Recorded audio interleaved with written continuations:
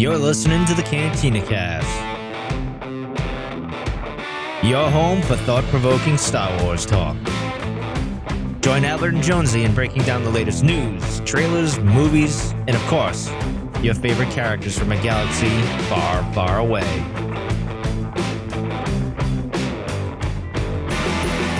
Hello, everyone, and welcome to the Cantina Cast. My name is Albert Padilla, and this is episode 397, The Book of Boba Fett, Chapter 2, The Tribes of Tatooine. And to say that I'm excited to talk about this episode is probably a bit of an understatement. It was an episode that had me on the edge of my seat. I was talking to myself at many points throughout the show. And when it was all over, I just had to get a bunch of stuff out. And so I threw this thing out on Twitter that went a little viral, which was really fun. And yeah, it was, for me, we're going to get into all this in just a little bit. For me, it was just the best of what Star Wars has to give us. So I'm pretty excited about this episode and then finally getting the chance to talk to the best that Star Wars has to give us. Wow. Speaking of which, see, you didn't think I was going to be able to work one in there, but I did. Jonesy is with us tonight. Jonesy, welcome to the show. Thank you. I didn't know if you were going to be able to get it out without laughing or stumbling. So yeah, nicely done, sir. Thank you. Thank How's you. it going Yeah, tonight? I'm good, energized. Yeah, to say you're excited is an understatement of the century. We've got 4 pages of notes. So typically, what He's are our not notes lying. about? He's really not lying. About 2 pages, maybe, is what we normally do. It took me like 4 things to slide through. But Oh yeah. So we got that, and then on top of that, I was like, well, let me just grab the highlights in terms of screenshots, and I don't know. There's it's basically a frame by frame analysis at this point. So just get ready, buckle up. So yeah, for those of you that are joining us either tonight for the first time or you need to get to bed early, don't worry. This will probably be a longer show. Maybe I'm thinking about 2 hours. So if you guys need to cut out and come back, or let's pick it up later, that's totally fine. It'll be on YouTube, and we'll still be online. we'll still be here tomorrow when you wake up. So right. Talking about this, but yeah. So let's get into a little bit of news. There was actually quite a bit of news, especially around the High Republic. Right. Why don't you kick us off just high level on what we're going to talk about? Because we're actually going to do for our Patreon episode this week, which we'll actually record tomorrow, just as a show note. We'll record that tomorrow night because the show may go a little bit longer. But we're going to get into all of the announcements that happened with the High Republic and break those down. But high level, Jonesy, what were some of the big things that were announced just a couple days ago? Yeah, I mean, the new phase is starting, right? And we're jumping back to the future, basically, or future to the back. Mm-hmm. We're going back 150 years. That was really the big, the big bombshell, if you will, that we're going to go back in time. And we had a lot of fun with that, as speculating, and especially you on Twitter there, of what that could actually mean and why we might go back in time. And looking forward to the Patreon show, because I imagine that we'll dig into a little bit of your theories there, which I really don't think are all that much tin hat theories. I think they're actually pretty legit and quite reasonable. And I think it's something that could very well happen. And it's a pretty exciting thing to think about. Yeah. Thanks. Thank you. Yeah. But yeah, I mean, was there something that jumped out to you though immediately? I mean, we didn't get a whole lot. We got some of the titles, but we didn't get a lot of details about what's going to happen and what's going on. One new character, right? There was some new characters. We've new we authors. Got a younger Porter Ingle. Yeah. Porter Ingle announcement. He's getting his own series. That all indicators point to it being some type of a comic book or graphic novel, which would be cool because Charles Soule's kind of in his medium there right now. We've got some new writers coming in. So that's kind of exciting. Some of these folks have never done Star Wars, but we do have George Mann. So George Mann has been working with Kevin Scott for a long time, and of course did the Life Day Treasury and a few other things as well. So how do you feel about new writers coming in when you've gotten really comfortable, and especially when we've had the relationship we've had with this set of writers, and they've done really so well, just cumulatively, if not, spectacularly individually. We've got bestsellers at the wazoo here. Does that make you nervous, or does that energize you that you're going to get some fresh takes on it? Like, how do you feel when you get news like that? So I don't know the specifics, but I do know several months ago, all of the writers went back and got together again. They kind of tweeted about it. It was very hush hush. Mm-hmm. There weren't a lot of details shared. And my thinking here is, if they were going to bring new writers in, it feels like they would have to not necessarily do a reset, but just kind of regroup and get the new writers up to date.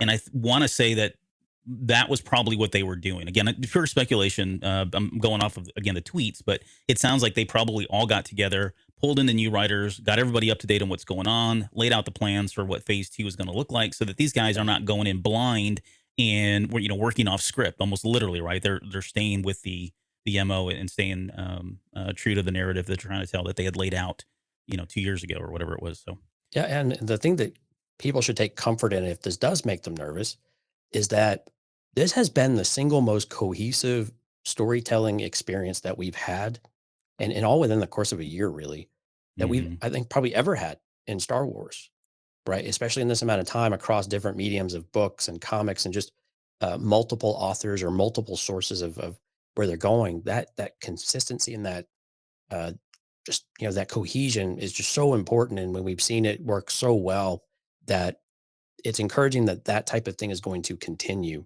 because that's what has made, I think, these so successful, is that you have all of these stories that are going on simultaneously, and you kind of jump in and out of them, or which ones you like the most. And some of them you have to go back and read, as Lauren, who's in the chat tonight, is kind of having to experience. And sometimes one book might work better for us than another one. But Yep. but it's cool though that you get all of these moments, and sometimes you have really key moments you have to know from another book, even if it's a young adult book rather than just the adult series or something like that. So I think it's really cool how they've done that, and that will continue even with the new authors. And I agree with you, by them pulling everybody in, even if it's just the core team, how are we going to hand this off to the next wave? How are we still going to integrate with all of this? And I think that's super, super important. Yeah. But they've all confirmed that they're involved with it, though. Yes. They're Yeah. Every all one of still, them, all the yeah, existing ones are. So yeah, they're all still very involved with the next phase. So that's very encouraging. yep. And then I guess the last piece on the High Republic before we move on is the Fallen Star is out as of this recording. So Yeah. if you've not had a chance to pick that book up, please pick it up. It is definitely, if you're invested in the High Republic, you cannot not pick this book up. It is That's a must read. Yeah. It's a must read, an absolutely must read, and it is a very, very good book. I shared my spoiler-free review, and I had some critical things that we're going to really dig into once we start doing the analysis of the book in several weeks here. But don't let that be a reason why you don't pick it up, whether it be the novel or the audiobook. Mark Thompson's talents are just, again, off the charts. So Right. do yourself a favor, pick that book up, read it, get caught up so that you're ready for the show when we finally get around to that. So, and out. Can't get enough of Mark Thompson's Wookiee. Speaking of Mark Thompson, Yeah. Hey, he's out of the hospital. And yes. quite honestly, had a pretty epic hospital release Instagram video where he's like ET and like had now how he gets away with having the ET theme in the background, and we get flagged on Facebook every 5 seconds. Right. I don't even understand, and we're not even doing anything wrong. And he straight up lifted that out of ET. Yeah, he did. Yeah. I'm gonna call some BS on this one. He was in the hospital, and the details are on his Facebook page if you follow him there, or I think he's done some public stuff. But Pretty potentially serious thing, but yeah. yeah, but he's out, and he went straight to go see The Matrix. I think he went and saw that at the movie theater. He posted some pictures about Is that. he back in the hospital? No, I like that movie. I don't, the guys Did that you go filmed see it? Oh yeah, Okay. I've seen it. It's on HBO Max, Oh, okay. which I have. Yeah, and the film appraisers, to plug them, because we're going to plug them a little bit later too. Right. It doesn't sound like they liked it, so I have to listen to that episode to see what Joe and that's not Jeff. Josh. Jesus, I was gonna say Jeff. Wow. Imperial Moonwalker. Imperial Moonwalker is really what we know him as, but I'm curious as to see what they say, because I think I'm going to get a bunch of crap for liking that movie. Hey, and if you want to go check that episode out, eargluemedia.com/TFA will take you right to their page, and you'll see it right there at the top. What else do we have? Was that it for news? Well, Charles Soule had a little bit of news for us too, that the third arc of the Kira trilogy, what he calls the Kira trilogy, is called The Hidden Empire, and it's currently slated to go from June through November. So, and of course, Josh is with us in the chat, Imperial Moonwalker, and he's okay with being called Jeff, I guess. I'm typing to him now. I am so sorry I called him Jeff. I mean, I've broke bread with this guy. He lives here in my town. We've seen movies together many times. Done a lot of things with us, with him and others. But Joe, I remember, but Jeff, not so much. I'm sorry. Right. Yeah. I'm Joe sorry, is Jeff. much more memorable. Yeah. All right. We love everyone at the EGM. Okay. Where are we at now? Are we ready to do this? Oh, we got a couple Patreon. things. Yeah. Yeah. So we got a new Patreon, Dark Tower Collectibles, signed up for the Green Milk tier. So huge thank to Dark Towers. And to celebrate that in all of the Book of Boba stuff, he actually donated a few comics so that we can do a giveaway. So we've got a few here of Bounty Hunter, third print number 1. We've got, I can't do this on cameras. Everything's backward. The War of the Bounty Hunters Alpha with the black armor. That's cool. Yeah, it's really wicked. That's the third print one, that's my favorite cover. That is really good. Of the bunch. And then another War of the Bounty Hunter Alpha cover, which is again Steve McNiven. And this is dynamite cover right here too. So what we will do is Dark Tower Collectibles, he sells comics and other. He had a hockey jersey in the office the other day, and he sells this stuff on eBay as well as on Instagram. And if you want to go check him out, ebay.com/str/Dark Towers Collectibles and more. But what he has done for us is that he's downloaded or given these to us, and we'll do a giveaway. And all you have to do is reach out to us on social media, or you can email us at cantinacastfanmail.com or at gmail.com rather, and tell us what your favorite moment of episode 2 was, or chapter 2 of Boba Fett, Book of Boba Fett, and why it was yours. So that's all you have to do. And we'll randomly pick a winner next week on the live show. We'll just do a quick live drawing, and we will announce who it is, and we'll get that over to you. So again, if you want to participate, all you have to do is find us on social media. It's basically the Cantina Cast for everything. And yeah, hit us up. You can reply to this video or whatever you'd like to do. We will get the message.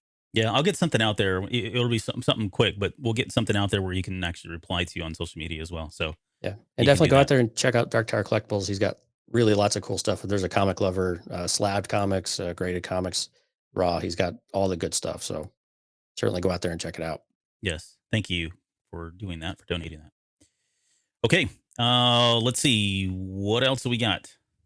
That's it, man. Now we get to it. Good, the bad, and the ugly. The good, the bad, and the ugly. All right. So what we're going to do is we start off with the good, the bad, and the ugly. Things that we felt were really good about this episode, things that we felt were really bad about this episode, and things that were just really ugly about this episode. And boy, do I have a few ugly things to talk about. So do you want me to go first? Because it's really the show notes for me, right? In terms of what was good. Because I've already kind of... you just want me to come back later? Yeah, go ahead. I'll take take 5. I'll be back here.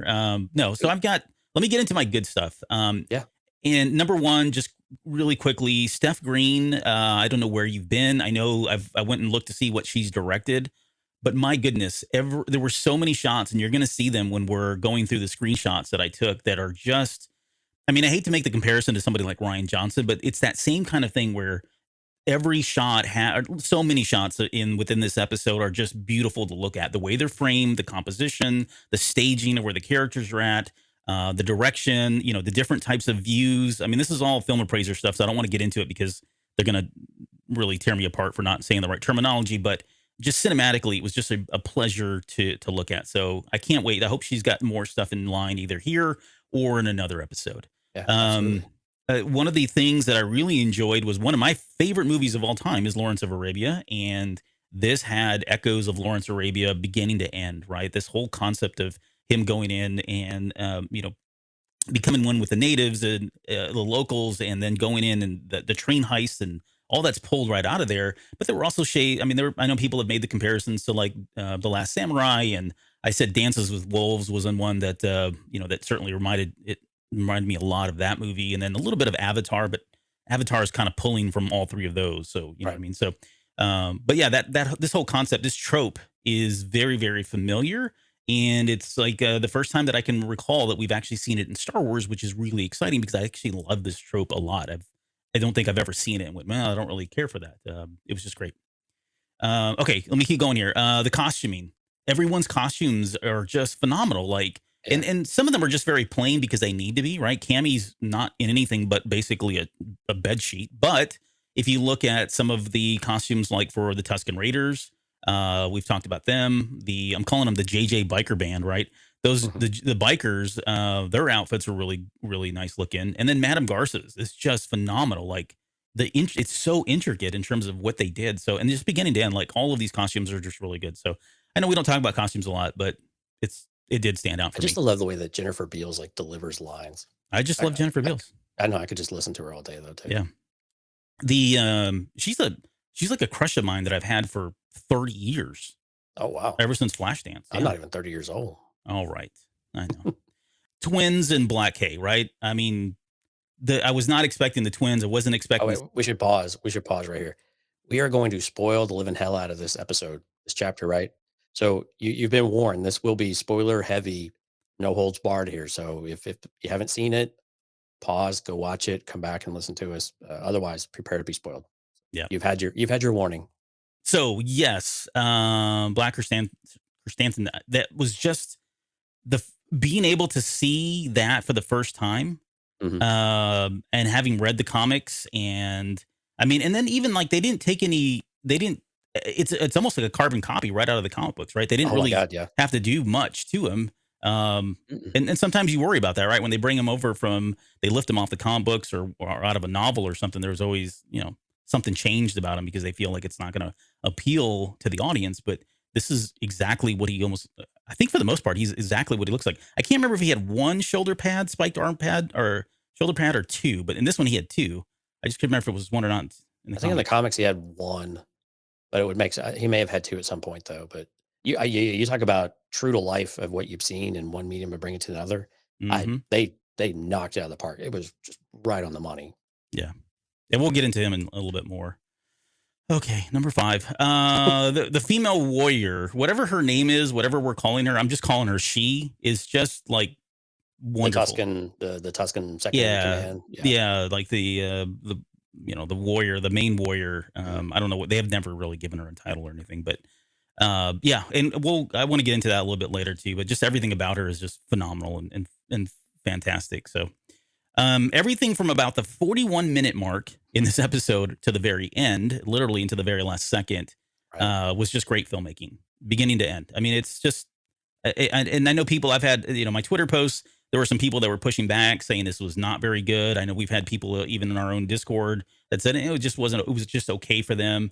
I don't know. For me, again, it just was hitting all the right, checking all the right boxes, hitting all the right buttons, whatever the cliche is, but his new robes, getting the new stick, the ceremonial acceptance, the rebirth of that character, which came to the Vision Quest there at the very end, was, just prime television for me. I mean, there were many times throughout this episode where I was literally talking out loud saying, I can't believe I'm seeing this, and I can't believe it's Star Wars, right? Yeah. Everything from that, from the new CGI with the 2 huts that I didn't think we were going to see in the series, to the Vision Quest and just the montages and all of that stuff. I just really wasn't sure that we were ever going to see stuff like that, and we certainly did, and it paid in quite a bit. So, okay, and then the last thing, and then I'll let you go because I think you've got one thing.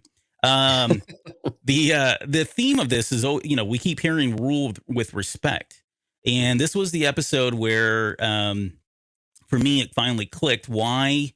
Number one, that is the logo or the slogan for this show. Number 2, when the music, you remember when the music was first, we heard it and Yeah. it first played when the Tusken Raiders came out. And we were talking, I think it was on the show. We were talking, I said, that's really weird that is this theme that we hear at the very end of, episode 1. And, it's Boa's theme, right? This Right. makes complete sense now, right? This makes total sense now.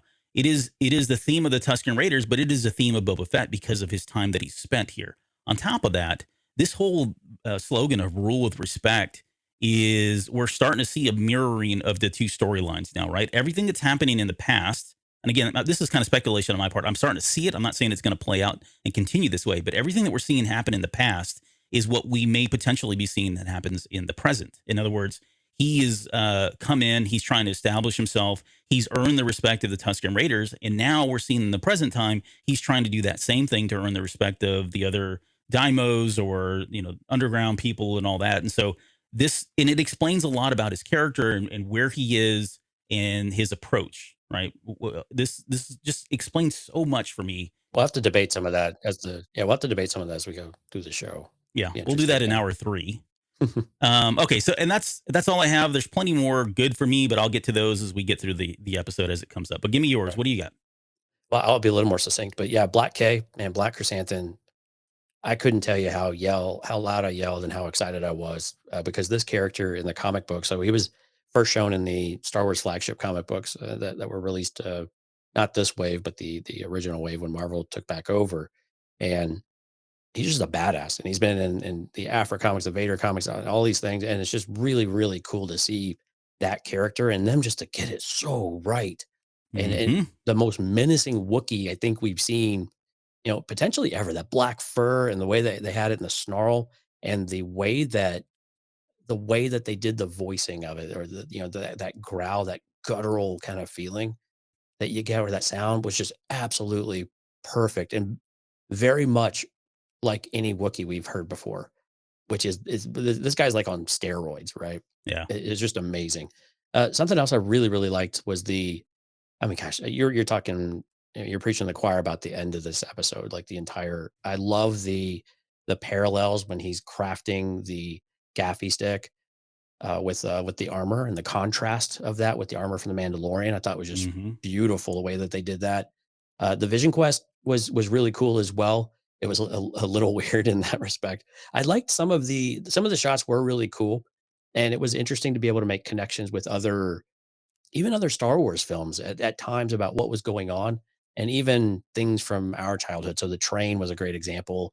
When I looked at the train, like when Boba goes into the cockpit, or into whatever it's called in a train, the conductor's room.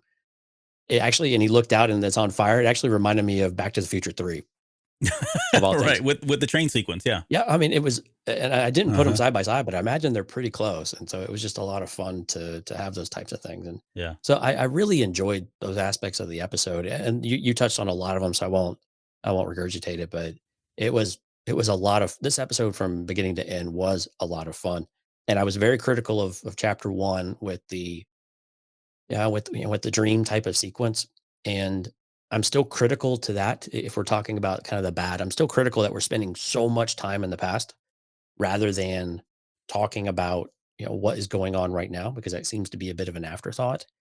That part I'm still hoping we get somewhere, but this was so critical to get right, and I'm with you. It's very much it finally became very clear about why rule with respect is important to him. Now we Hmm. had a nice lively debate in Discord about you know is really Boba any different than some of his predecessors, and so that would be interesting to debate with you a little bit here too, as well. But man, there were so many good things about this. The little Tuscan kid, man, he won my heart. I love that guy. He's just this little, Tusk Kid. yeah, Tusk Tusk Kid is, kid. yeah. And his little feet, they little shuffle. He's just so cute. So he's great. You And know, that's Jimmy Kimmel's son. oh, really? Yes. That is so funny. Yeah. I mean, we know, and if you know Jimmy Kimmel, you know he's a massive, massive Star Wars fan. Right. He actually he does like premiere, like special episodes around the premieres of the movies, and talks about Star Wars all the time. But yeah, that's his son that got that role. So Yeah. But and I guess the perhaps the most perfect scene that I enjoyed the most was definitely the dressing of Bobo. The mhm. rebirth, the wraps, and there was the care that it was going in. And then the costuming again, you said was perfect. The fabrics were just exactly what you would expect for a Tuscan, and just the care that they did, and the wrapping, and it was just really really cool to see. I really enjoyed that sequence because it really did. I mean, he kind of did a little, pose when he came out, which is a little Yeah, funny. I yeah, chuckled yeah. a little bit at that one, but just that sequence was just very intimate in that kind of way, and it was just a peek behind the scenes that you have to go through this spirit journey in order to have this moment, and it was really telling that they would welcome an outsider into that, and so I just thought that was really, really, really well played. Yeah. Yeah, So the other thing I liked about that rapping sequence, well, I'll save it when we come back to it. We'll come back to it. okay, Okay. The bad, and I do have two things that are bad, believe it or not, and they're very minor. Okay, so don't start on me, right? Don't at me here. But in terms of the bad, I'm with you on. I'm still not like I still don't understand where the show is at, and I yeah, have a theory as to why they're doing this or what they're doing, and it's kind of obvious now for me. I mean, it may have been obvious for everyone else, but for me, it was just kind of like, okay, yeah, I get what they're trying to do here, and I may be wrong, but I'm still not sure where this show sits because traditionally we have more present time and less flashback time, right? We saw that in Mandalorian. We see that in television time and time again. right, The only exception that I can think of is something like Lost, where the whole concept around the show was time travel versus, things, and, all that was all kind of in play. It was part of the show. This is not what we're doing here. And so when you get, I think, what was it, 14 minutes is all we got. Yeah, 11 minutes, 14 minutes, somewhere, whatever it yeah, was, less than 15 for present day on a 53-minute show, right? That's a lot of time dedicated to the past. And I get what they're yeah, doing. It's kind of important. And I loved every minute of it. However, it does make me wonder where the show, what they're trying to do with the show. And the best way I could, rationalize this is they are literally trying to make a book of Boba Fett, right? I mean, it's in the title. They're giving us a television show that's almost filmed as though you were to pick up a book and film it the way the book reads, right? Because in a book, this is not uncommon. You can have chapters where you've got all flashback. You can have entire multiple chapters, one after another, that are flashbacks, and that sort one of right thing. there, memories. 9 chapters of memories, I think, in Lesser Evil for the Throne Ascendancy book. Yeah. So that's not uncommon in books, right? But Right. it wasn't until this episode that I guess it finally clicked for me, is that, okay, maybe they're trying to literally try to visually give us a book, and that's why we're getting a lot of this jumping around and a lot of time being dedicated to the past, which means that it could be all past and more and less present, or at some point it could flip, right? Maybe the last 4 episodes are all present and we get no past at that point. It's hard to tell at this point, but it's very different. And so for me, I guess that would be the bad, is I'm just still not, for me personally, I'm not sure where this thing is, how it's been set up to play out. I think that's a totally fair assessment too, because again, we don't really. Usually, you have the backstory fills in the blanks. It's not the premier story to where the current is just. I don't even know how to explain it. It just feels backwards, right? It just kind of feels very backwards, and we're not getting enough progression in the current story to where it feels like there's absolutely nothing going on. It's kind of what it feels like. It feels like we've spent a day basically with Boba, and we have no idea what's going on. It's like, is this a day in the life of, or a couple of days, or what? And so I am hoping that now that we've got some really critical story elements from the past established, can we now start to split this time a bit more evenly, or maybe lean it heavier in the current, so that we can progress that story? Because usually that's what keeps you coming back to it. That's what's going to drive everything forward, because there's only so much backstory you can do before people are like, well, why didn't you just fill in the backstory? Yeah, Why'd you even bring right. him in? It just doesn't make sense. And there's a lot of backstory still to get through. I'm confident of that. Mhm. But I hope that we get a bit more of either an even divide, or we just lean a little heavier on the current, because I'm with you. I think we need to know where we're pushing towards, rather than, because, and we'll talk about, we just got so many questions about what does it actually mean to be a daimyo in Boba's opinion. Yeah. It's really unclear what he's actually trying to accomplish here. I can see them taking the backstory I mean, they can if they want. They can take this There's so much. backstory. Got 5 years of it. They can So, take it all the way up until the point where he sees that speeder bike go by with his armor strapped to the back of it, yeah. And that could be literally how it ends, or that's the last flashback that he has at that point. So we'll see. Yeah. Okay. So the other thing, just quickly, the other second thing that I had a minor issue with, and it's the CGI, the speeder bikes, and we had the same feedback during The Mandalorian in season 2, chapter 1, the Marshal. Mhm. Right when they're kind of trolling just very casually, the speeder bikes look a little weird. The CGI looks a little off. There were some scenes where they were kind of coming in from the front, right at the Yeah. camera, which were cool visually, but I know the one you're talking about in particular is, Boba's, yeah, there with all of the everyone's around him, and they're all kind of in that gang kind of pose of all the motorcycles coming at you. Yeah. yeah. But That's that's fair. again, I mean, Well, and what's weird about it is, like, so when they come over the sand dune and they all kind of land, when they're all chasing after the train, that looked phenomenal. And then you're right. Then you get the head on shots, and it just seems flat. And I think some of it is the acting in this one. It's that there's not enough dynamism. dynamics, Yeah, whatever. They're not moving around enough. Yeah. So they're, dynamic movement. yeah, exactly. So it just seems flat, and it seems still, and it seems lifeless. And if it helps if you have a little of that. Now, you can do too much. We've seen way too much before, right? Yep. Hello, Star Trek. But it's Hey, easy, well, I mean, it's easy. I true like though. Star I'm not really taking a dig, because even Star Trek fans will admit that even TNG was like that. Yeah, That makes it lovable too, right? But yeah, yeah, yeah. anyway, but that's one of the things that I think you got to bring it to life a little bit. But you're right, the backgrounds still seem dull. They seem just dull, like color palette wise. And I know it's a desert, but it just seems pale to me, and it's just not work. There's something just not quite working about it. And I'm sorry, the CGI I'm going to slip mine in here. The CGI on the huts I thought was horrible. I'm just going to What? say it. Oh, I thought it was bad. I thought it I was thought it was good. really bad. I thought it I was didn't good like it. for television. I mean, it's not a movie It budget. But it looked like a New Hope Jabba.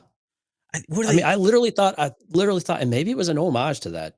That's what I was thinking. Maybe it was. You're right. That's horrible. I'm sorry. I'm going to be really critical of this one.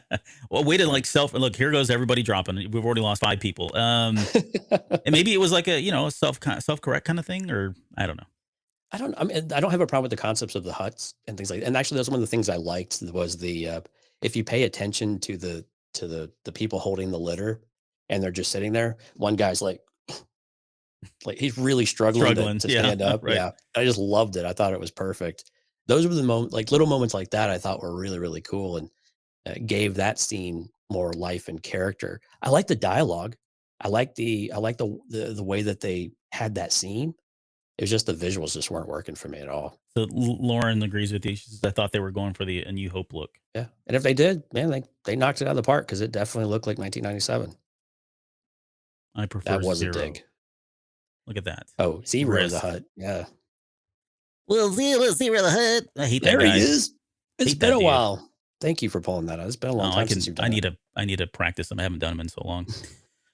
Okay. All right. Let's get to the. Speaking of huts, let's get to the ugly. I had 2 uglies. Boba's back was pretty disgusting, and the mole on the sister's chin. Like I just couldn't stop looking at it. Like my hand was slowly reaching out to the screen just to flick it. It was disgusting. So, if you get a chance, take a look at the mole. I was going to zoom in and provide screenshots, and I didn't. So, yeah. Yeah. What about you though? I am going to say.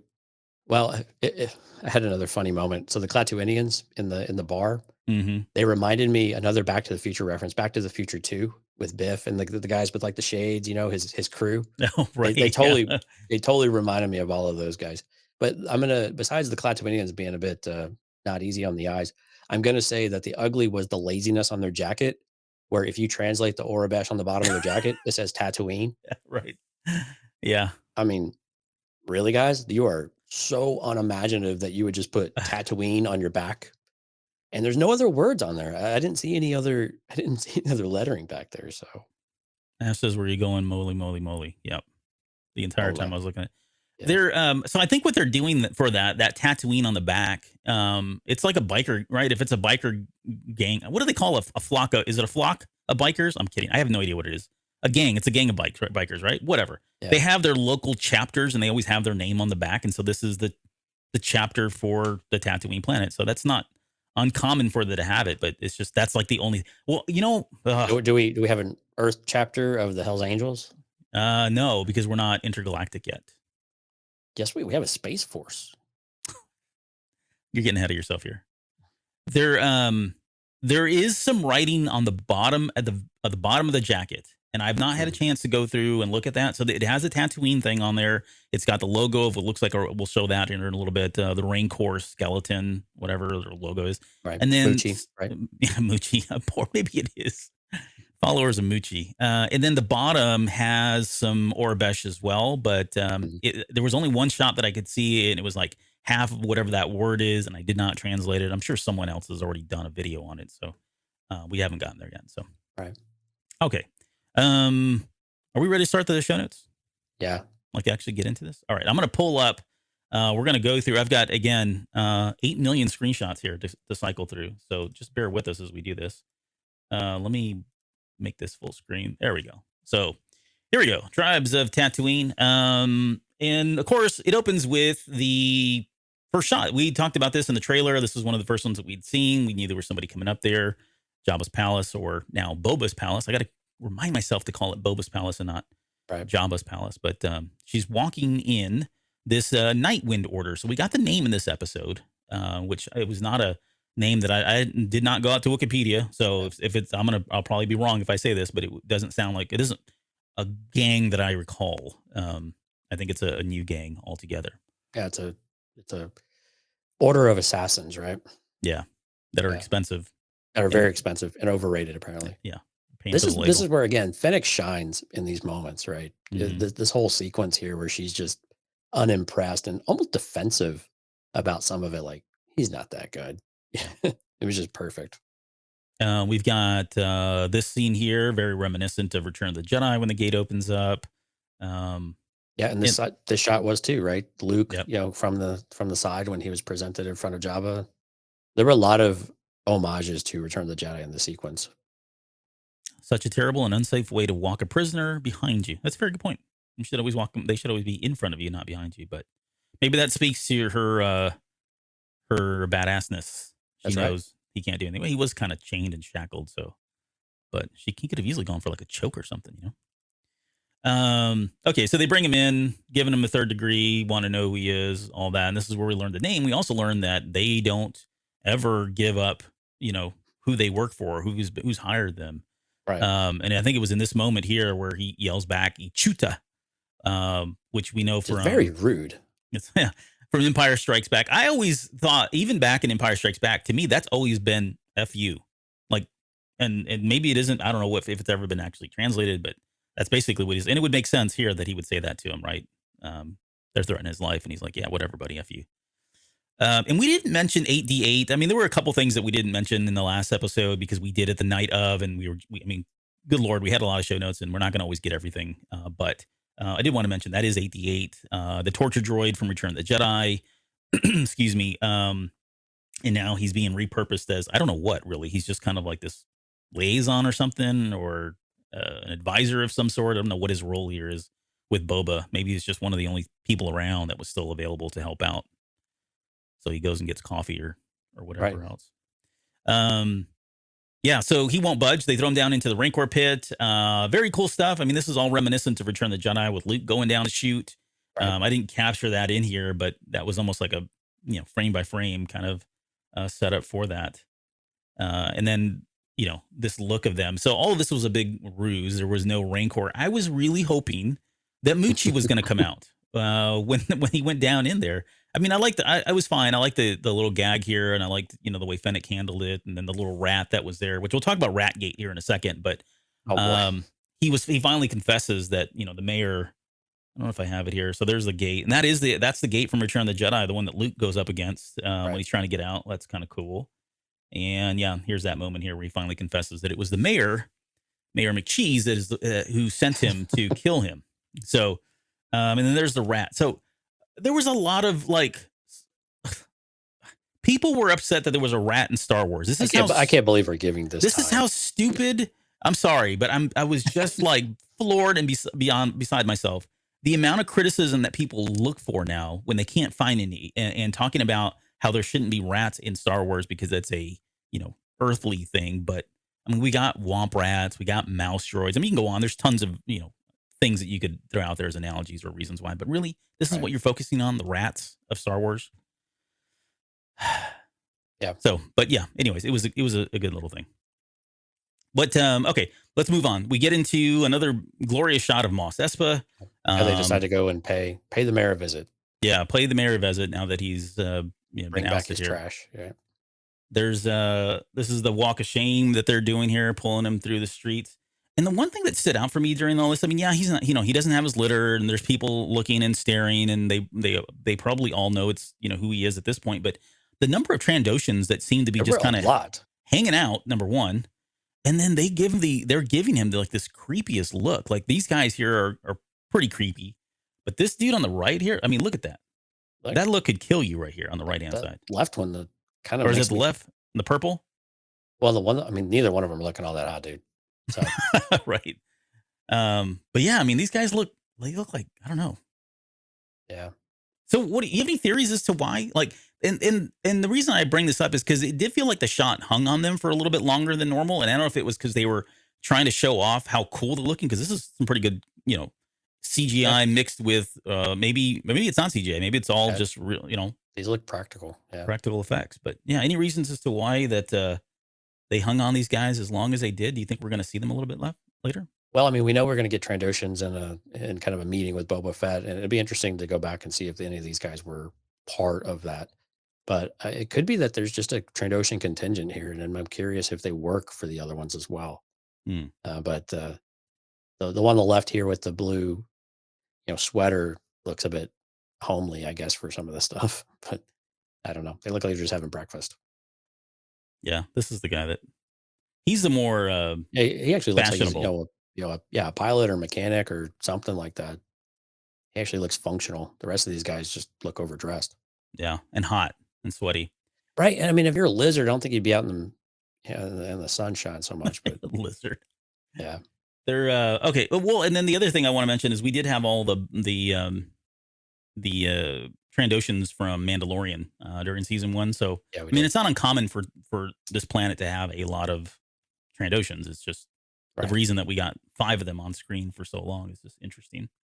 Okay, now you got to talk. Yeah, you got to tell me what you think about this scene where you're not on the list, basically. Like with what'd you call him in the show notes? Oh, I called so this is this actor is played by Galen Howard. I've got a better picture of him here. And I went out to his Twitter just to see what he had said, and of course he's glorifying his role, and he seems like a pretty level-headed guy. And he's actually, from what I understand, he actually likes a lot of the videos or a lot of the social media that the film appraisers, again, found on Airglue Media. He's actually interacted with those guys as well. So, that's cool. but on his Twitter page, he had put in here that he looked like a rejected Doobie Brother. So if you know what the Doobie Brothers look like, which, you kind of have to be old or have some old roots, I think, to kind of understand what they look like. But yeah, he's not wrong. He looks like an ex-Confederate kind of army guy too, with that hat. Yeah, he looked like he was in the Civil War. Civil War, yeah. But I mean, I don't know. It's a bit role, and he labels himself as a character actor. He's not like out there doing dramas or whatever. But yeah, it was Matt Damon doing crypto commercials. Yeah, right. But yeah, I thought it was fine. I wonder if we're gonna get more of him. He was certainly funny, but it was kind of a weird sequence though. Yeah. Again, the tone of I guess that's the tone of Book of Boba is a little inconsistent at times, right? We don't really get a lot of dialogue out of Boba a lot of the time, and then we have moments like this, which are kind of trying to be lighthearted, but they just kind of stall out. And I don't know. For me, it fell a little bit flat. I was okay with the gag. It was a pretty played out gag though. Yeah, it's fine, I think.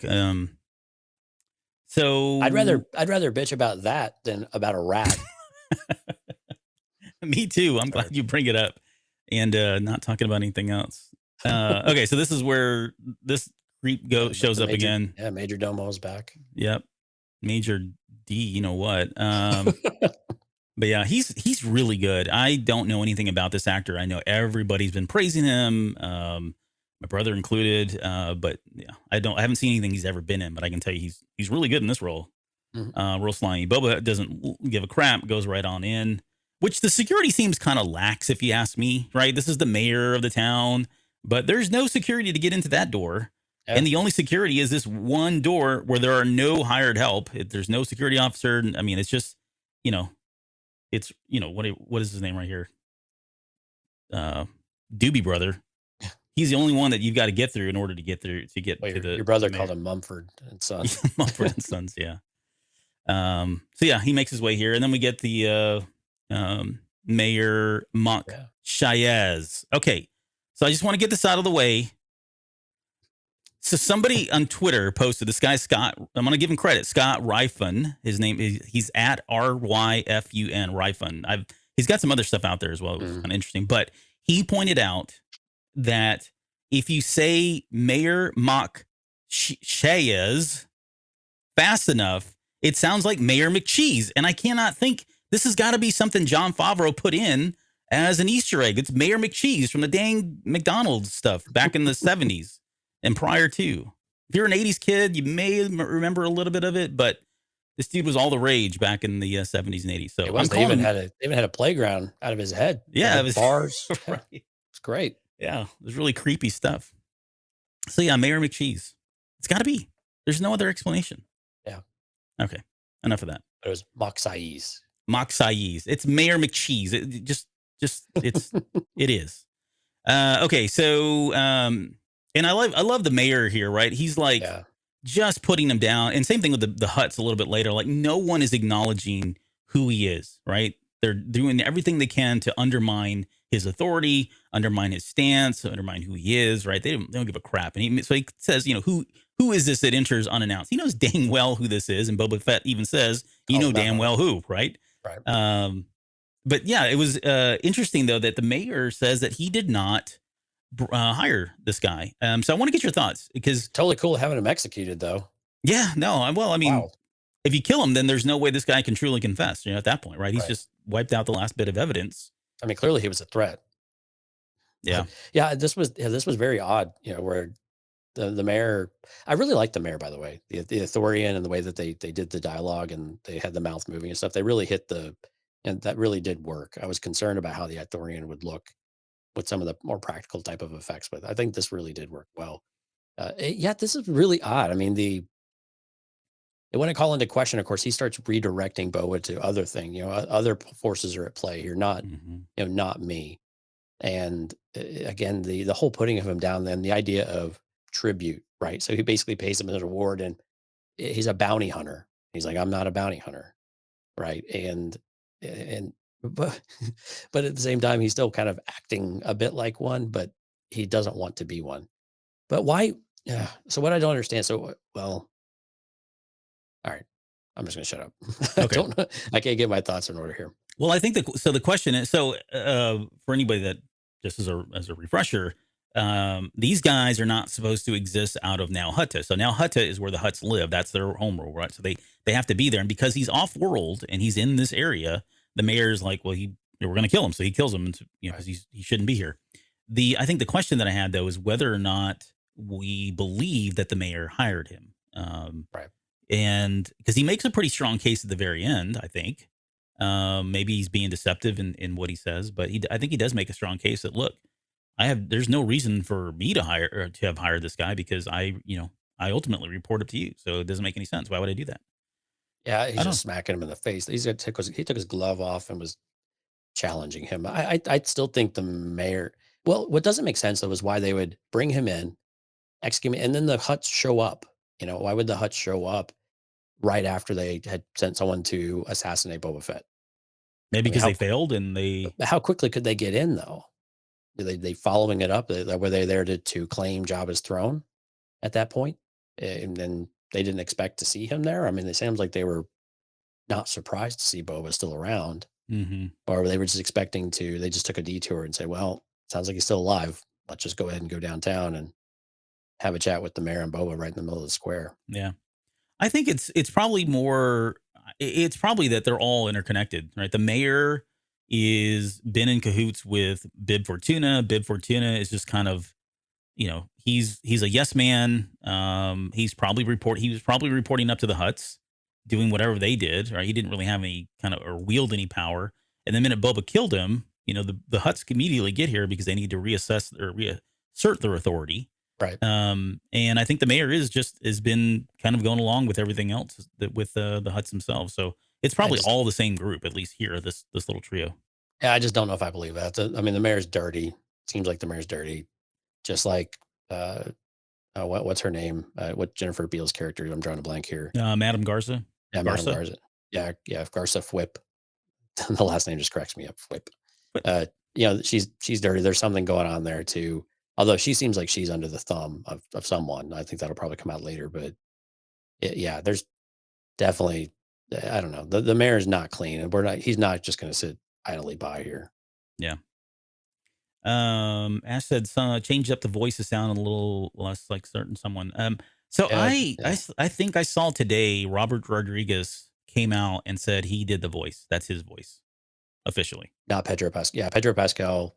It sounded a lot like him in the trailer, is what Ash is referencing there. Yeah. Yeah. And it does still sound like Pedro Pascal, like when you listen to it. But I think it was today that he said that. I turned it way up, and I didn't really catch it. It didn't sound like him at all to me, I guess. Yeah, I think there's certain it's not consistent. I would say that, but Okay. there were certain moments in there. Nonetheless, by the way, I like this shot here. Like when he pulls out his blaster, it reminded me of Return of the Jedi when he pulls the blaster out when the thermal detonator is presented to Jabba, which I thought was great. So, let's see. Let's move on. This is where are we here? Oh, so this is that whole scene here at the very end where he's trying to tell him that, like you said, there other forces at play here.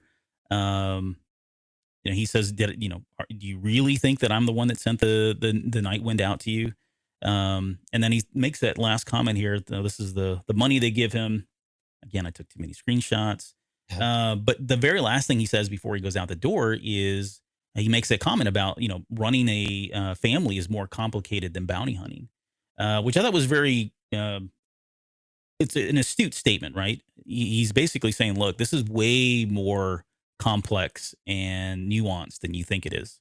And he's probably right. Boba Fett's coming in thinking, oh, I'm going to be a warlord and I'm just going to rule. And what he doesn't get is the politics that are involved. And the politics are far more reaching than just Tatooine. You know what I mean? Right. Like, Right. especially if they go to Legends, if they lean on the Legends stuff, the underground isn't at Tatooine. It's not at Coruscant. It is galactic wide. And it's not just, these little individual silos of gangs that are rulers. They're all interconnected. And I think that's what he's trying to explain to him. It's not like bounty. You can't just go in and kill a couple people and suddenly you're the high man of the totem. It's not like that at all. There are other people that are going to challenge you. And there's way more relationships that are established between the different groups. And I think it's also, where is it? It's Fennec Shan makes a comment a little bit later about, hey, you can't just kill them, right? It's like being made in the mafia, Right. You have to go get permission from the other rulers and leaders that you want to take somebody out like that, because it's a very balanced, well, can be. I don't know if that is at least in this time frame right now, but it does sound like it's way more complicated than Bobo thinks it to be.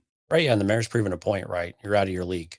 There's really no reason for you to be in this room or acting like you're acting, because you don't stand a chance. There's so many other things. Again, like you're saying, there's just, you don't understand what you've gotten yourself into. And again, I'm going to call you a bounty hunter because you're still thinking really small minded and you're not playing the game. And that was one of the things that Jabba was really good at. And they were talking about how he ruled with fear before, but that may have been the case, but he was also very savvy about how he was doing. And we saw a lot of this with the comic books in the War of the Bounty Hunter series. I'm sorry I draw back on it so much, but there was a lot of really good things in there where, Jabba always preached patience. He understood where the strengths of everyone was and what parts they could play and which parts he needed to just sit back and observe, because something was going to happen and then he would be able to take action, or some problems would resolve themselves. Right. And I think this is the things that Boba has a very narrow-minded view of how all this is working right now. And he thinks he can just come out. I mean, he didn't tell Bib Fortuna that he was just going to rule him with respect. He just kind of shot him. So again, a little bit of inconsistency in the messages we got here from Boba, but I think this is another example where he's got a lot to learn. And the exchange with the Hutts, I think, was in particular really interesting about why, what else is there. And this whole idea of permission is very interesting. Like, permission from who? Yeah. If he wants to go kill him. I went back to this because Riss says, is the mayor Alfonso? I wasn't going to bring it up, man, but Cole knows me too well. That's a deep cut. If you follow the show closely and very closely, you know what we're talking about. That's right. Alfonso. I'm not going to give it away. Don't say anything more. Okay. It probably is. I hope it is. Okay. He gets back over to Garsa's sanctuary. She's looking a little uneasy. What does he say? What was it? Looking like on? What's that? He kind of just strolls in and says, "What's going on here?" Oh no, I was saying he makes that comment, the analogy of a Gumta on Mustafar, sweating like a Gumta. I'm thinking a Gumta is like a pig, right? You're sweating like a pig. So maybe that's that's what I'm going with. Although weren't those the animals in the Vader comic? Or is it just the mounts that we saw? Forget it. It's fine. It doesn't matter. It's fine. Yeah, so I'm sorry. We're looking at this image here of God, what is his name? Max Rebo? Yeah, Max Rebo. And so there were some images out there that these creatures, these aren't arms, they're legs. I'm sorry, those are arms. I don't care what people say. Yeah, those are arms. Yeah, I mean, I get they're supposed to be his feet, but whatever. They're arms. The way they're moving, they look like arms. Yeah. Right, exactly. This looks like Rush, right? You got Neil Peart in the background, right. Geddy Lee playing the keyboards, and then Alec Lifeson on the guitar on the right there. No one knows what you're talking about. No, nobody knows what I'm talking about. Okay, so they hear the drums coming, and everything kind of just comes to a halt, which was very. She's like, "Wow, it's going from bad to worse." Yeah, but she looks like she knew they were coming, though. Yeah, well, I think she's in an awkward position, right? Just the day before or whenever it was, she was like, "Oh, we're so glad you're the new person in town," and blah, blah. She probably got news that the Hutts came in and said, "Hey, we're now in charge here, and don't pay attention to him, don't listen to him. I mean, she's probably worried for her own safety at this point that, she's put herself in alliance already with this guy and now the Hutts are coming in and she doesn't know this guy as much as the Hutts and knows what they're capable of doing. So yeah, I would imagine she's a little on edge right now about where her allegiance should be. Like she's like, the minute he comes in, she's like, hey, why don't we get you a drink? Thanks for coming in. We'll get you a drink. Come on over here. Right. Trying to get him out of there. She knows it's happening. Maybe she was aware that their visit was imminent, but, Right. So do you think that she was in, cahoots with what we had in the last chapter? There's a lot of speculation. A lot of people were talking online, of course, about, filling the hat with coins or the helmet with coins. And, so he wouldn't be able to use all of the tools at his disposal. I don't know that it would have mattered a whole lot, but do you subscribe to that theory, or is this more of a, no, she was really just trying to, just kind of bow and accept just, play it easy and just play it slow and say, okay, we'll just accept how things are and we'll see how this plays out. Or was she really working with someone else in order to make a point, try to get rid of him? I mean, I like the theory that they filled the helmets up with coins on purpose. Yeah. They could have easily put him in a bag and gave him the bag, right? Right. But it's hard to say for me because part of me thinks that's the case. Part of me says that she was being honest. Part of me thinks that there could be a third person involved here as well. We just don't know enough about her right now to kind of make a really good call on where her allegiance or alliance is. I mean, I think first and foremost, she's more interested in whoever's going to protect her and her establishment, right? That's the most important thing. And she seems like a character that's just going to kind of jump around and, you're the new boss. Okay. Hey, what do you need? Right. So yeah, I think the verdict's still out on where her allegiance really truly lies, other than to her establishment and probably her people at this point. Right. Okay, so we get to the outside here. And yeah, so they show up, the twins. These guys were disgusting. And and I know you mentioned the CGI. It does, now that you look at it, and at least when I look at it closely now, it does look way more like the CGI from A New Hope. I'm trying to think of Phantom Menace when they did that, how well that looked, or if it was closer to that. It was probably kind of like this too, because Phantom Menace was 99, so it was all more or less using the same technology. I mean, it's I'm trying to think, when have they done CGI on a hut that's actually looked good? It seems like it's just really difficult to do because it's just a bunch of flesh and you've got to animate all that plus the textures and. Yeah, I mean that's what it is. It's lighting and textures usually kind of mess it up. What do you think about the sponge pet that he had? Oh, the little rat guy that he was using.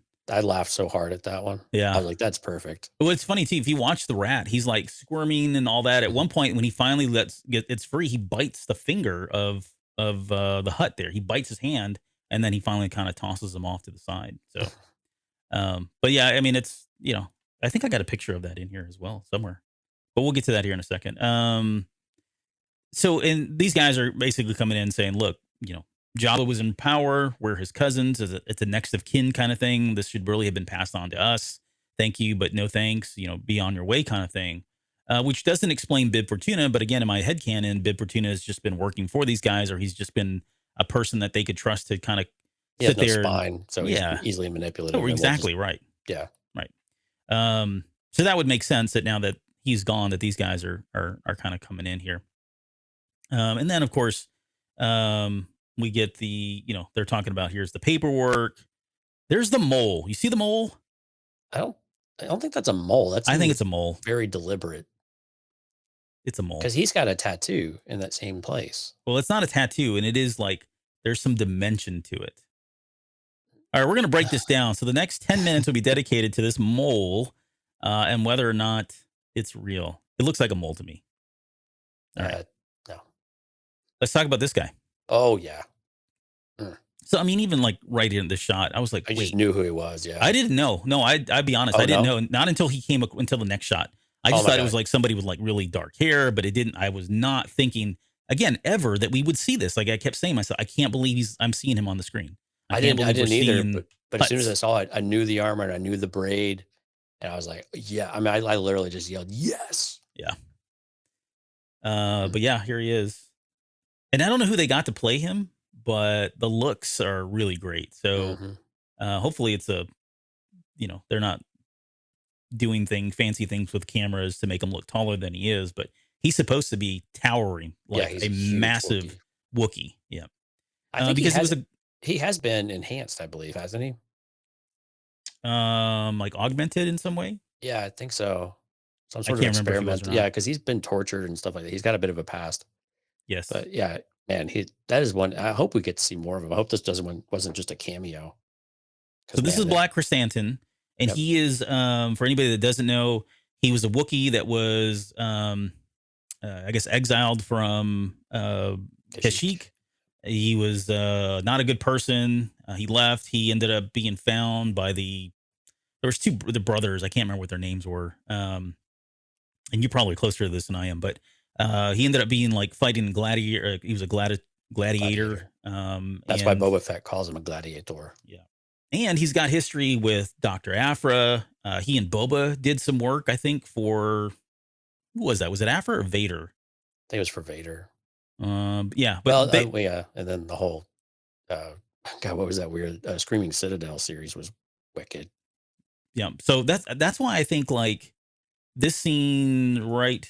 Where is it? A little bit later when they're kind of looking at. If you go watch this scene again, I don't think I've got a screenshot of it, but if you watch this scene again, the way they look at each other looks like they've got a history. Like crap, I know who this is, right? And that's why Boba Fett says, "Oh, you know, you can all the gladiators in the world, or you can bring all the gladiators you want." He knows the history of this guy because they've done jobs together. I wouldn't say many, Right. but they've done jobs together. So it's unfortunate because I think for my recollection is they did have a mutual respect at the time, and now they're on opposing ends here.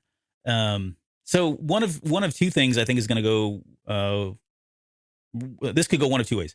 I would. How do you feel about seeing him as an antagonist and going up against Boba Fett, going up against Fennec Shand, or do you want to? Would you be happy to see him at some point convert or go over to Boba's side, right? Or he gets in his head and says, "Hey, come over to me. I'm now the ruler." Whatever. Do you think that would be cool? Because I would like to see Boba Fett start building his little entourage of people. And why the hell not this guy? Because he's so freaking cool. No, I want him to be an antagonist. I want him to be the hired muscle that just is relentless and will not let Boba sleep. Mm-hmm. I mean, because when you think about it, who is intimidating enough to Boba Fett when they tell him to sleep lightly, bounty hunter? It's I don't, I mean, what else would intimidate Boba Fett?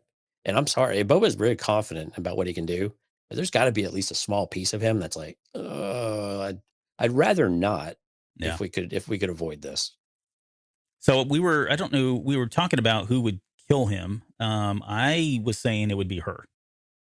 That's Can't why take him down with one shot.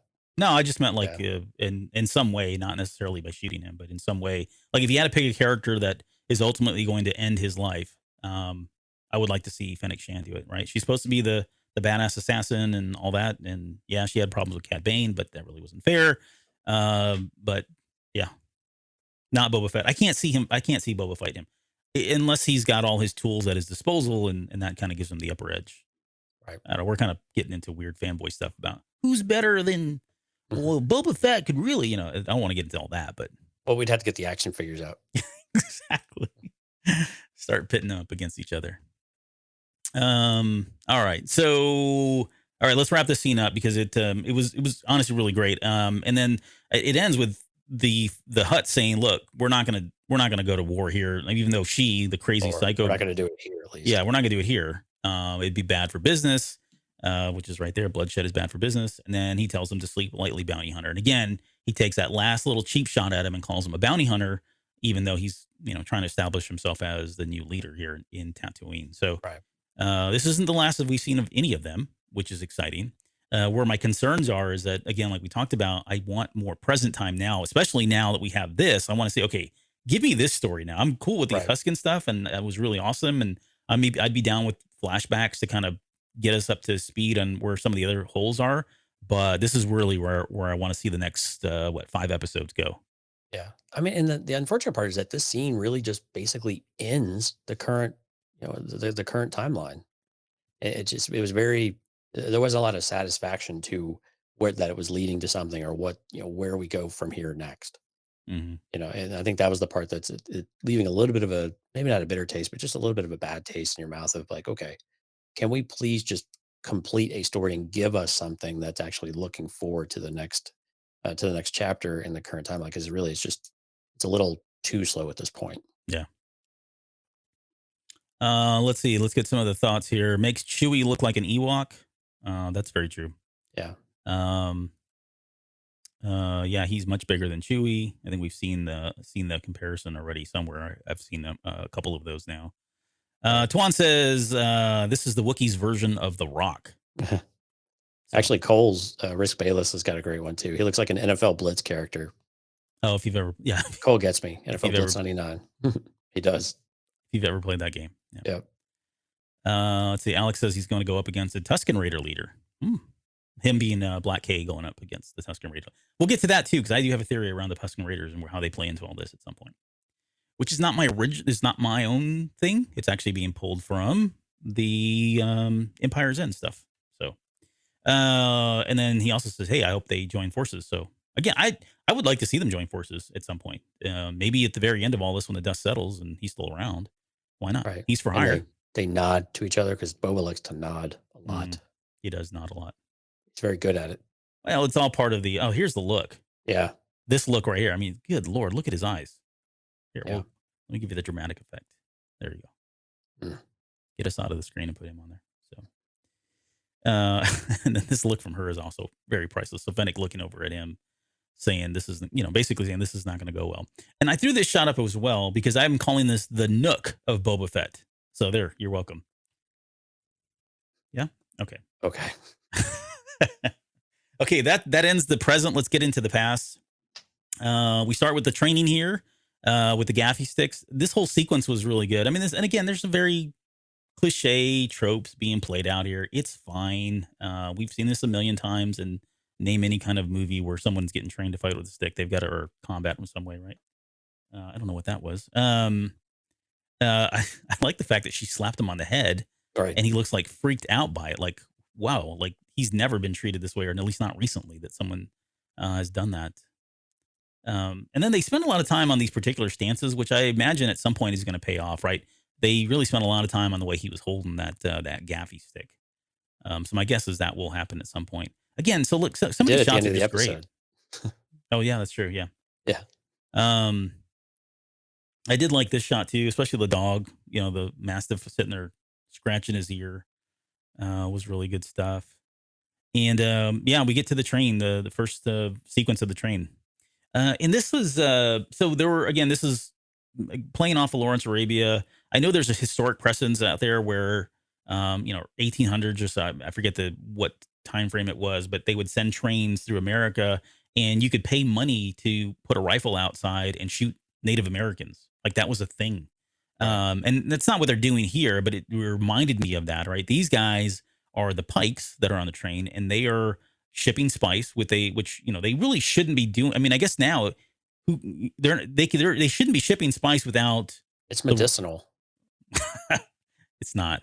Yeah. But they shouldn't be doing this unless they have cleared it with whoever's in charge. Right? They and again, this is legend stuff, so I can't say it's canon, but they would have to go clear it with like a Jabba the Hutt, right? If they're going to bring spice in there, he has to be a part, know about it, get some kind of cut, that sort of thing. But they're just running spice left and right now because there's really nobody in ruling power. And so, they see, and we learn this a little bit later, that the Tusken Raiders they think them to be savages, and it's more nuanced than that. And so partly it's to defend themselves, but I don't know who started what here. You know what I mean? Like, Right. Are they shooting them just to shoot them? Are they shooting them as a proactive defensive measure? Or did the Tusken Raiders take the first shots? And ever since then, as this train passes through, they're the ones that are trying to, they started it, I guess. Well, throughout our Star Wars viewing history, we've known a few Tuskens to take pot shots at various things. It's happened once or twice, I've heard. But I mean, this is a thing. I mean, it's hard to tell because the Tuskens are, while maybe not savage in kind of the way that the Pikes we're talking about here, but they definitely they're opportunists, and they're going to go and take shots at things that they might be able to get. And sometimes they just shoot at kids in a pod racer for fun, Yeah. And so they got to kill the time somehow out on the desert. But so I think to me, it was probably more legit protection of their property, of what they were doing.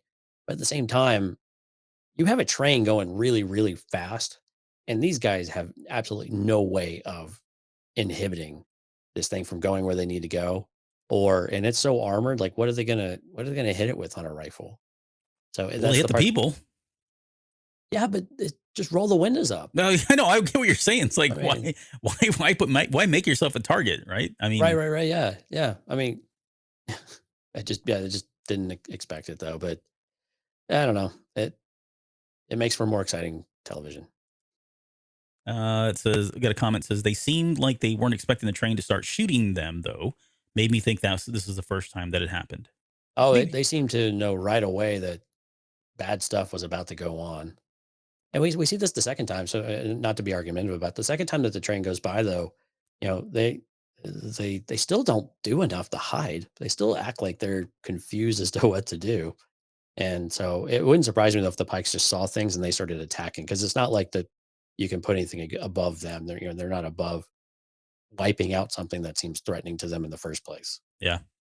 So and Yeah. again, both sides are probably doing something. There's not one side isn't more altruistic than the other. I mean, yeah, and I don't want to sit here and spend a lot more time on this, but the other part that's got me wondering too is like, why have they set up camp here, right? If this is a trade route and they get popped at and they're like right in range, why wouldn't you say after the first time, hey, maybe we should move our camp back, a mile or so that this doesn't happen again? So Yeah, I don't know. but I mean that didn't work for the Native Americans though either, right? I mean, it Yeah, was just well, yeah. this is a flat kind of area, though. You know what I'm saying? Like they're coming through. They have to come through. If you go back further into the bigger dunes, I don't know. Maybe this train does go over those bigger dunes. I don't know. Right. This is probably not the stuff we should be spending that much time on. I thought this is the stuff we did spend time on. It is true. Yeah, this is stuff we spend time on. Okay, so let's go through here just quickly. Again, we're seeing a different side of Boba Fett because he's picking up the kids and Are those kids? Those are adults. maybe adults. I thought they were kids. No, those are adults. I had it in my notes that they were kids, but maybe not. Either way, he's ushering people off to to protect them. Right. And again, a lot of people are really upset. This is not what Boba Fett would do. He would, take care of himself first and all that. But we'll get to that here a little bit later. This poor sap right here gets it right in the chest. That was a nice little shot there on the right hand side there. And we're just showing more pictures here of the train going by. 2 banthas died in this episode, which I'm really upset about. That's pretty sad. Yeah. They this just one fall went over, down. man. Yeah, they just fall over like nothing. So, So, okay. And then we get to the aftermath, which I thought was a very poignant moment, given that, they're burning their bodies. That's all stuff that we've seen before with the Jawas and the funeral pyre for, Vader and on and on and on. But this shot in particular definitely reminded me of Anakin walking back with his mom, with Shmi, Right. After the Raiders had done it. So it's almost kind of like an inverse kind of imagery here of what was going on. That you've got somebody who's carrying a Raider after they died. I found it very interesting that they allowed him to carry the body of a Raider. I mean, I know they took it before they threw the person onto the pyre, but it was interesting that they allowed him to be the one to carry the body. You would think that they'd be very protective of that kind of thing, but I think that also shows the place that Progression. and where Boba has been accepted into the tribe on at a very fundamental level at this point. It doesn't seem like anybody really has a problem with him being there. Yeah. Yeah, no, it's true. I mean, and it's funny too. Like, it's as serious or as poignant as this moment is. Like, once he hands the body over to the 2 Tusken Raiders, they just turn around and pitch it right on the fire, like no big deal. Right. So I thought I got a chuckle out of that, but I get it. They didn't have to. They weren't going to lay it down on a fire. If you've ever been there close to this big of a fire, it's pretty hot. You want to get out of there, especially if you're wearing long draping robe, right? You don't want to be everything flammable. 100% cotton. Cotton burns really, really well. Okay, and this is where Boba then sees the biker gang going by, which gives him the idea of, hey, I'll tell you what. So he goes and meets with the chief and says, look, I'll be back in the morning. And he's basically going to give what does he tells him? He's going to go a way to stop the long speeder. I thought that was a cool way to describe the train itself. That's what the chief calls it. Yeah. Yeah. So then he heads out to Tashi Station. It's not Josh. It is Tashi Station. No, I'm not even. This is not even a joke. It's been confirmed, and I've got pictures to show you. So what they Okay. did is they went back. So if you go back and watch It seems a the, lot smaller than I remember. well, sort of, because this is the only exterior shot we get, and it's hard to Okay. see how far back it goes here, especially on this terrible screenshot that I have.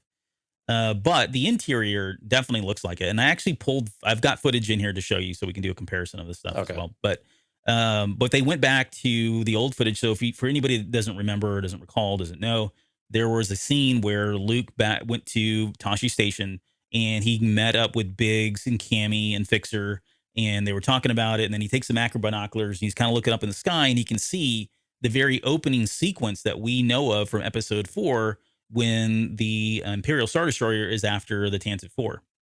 And so there's a whole thing that's going on there. But prior to that happening, they actually goes into this little bar kind of restaurant area. I think they sell paninis or something.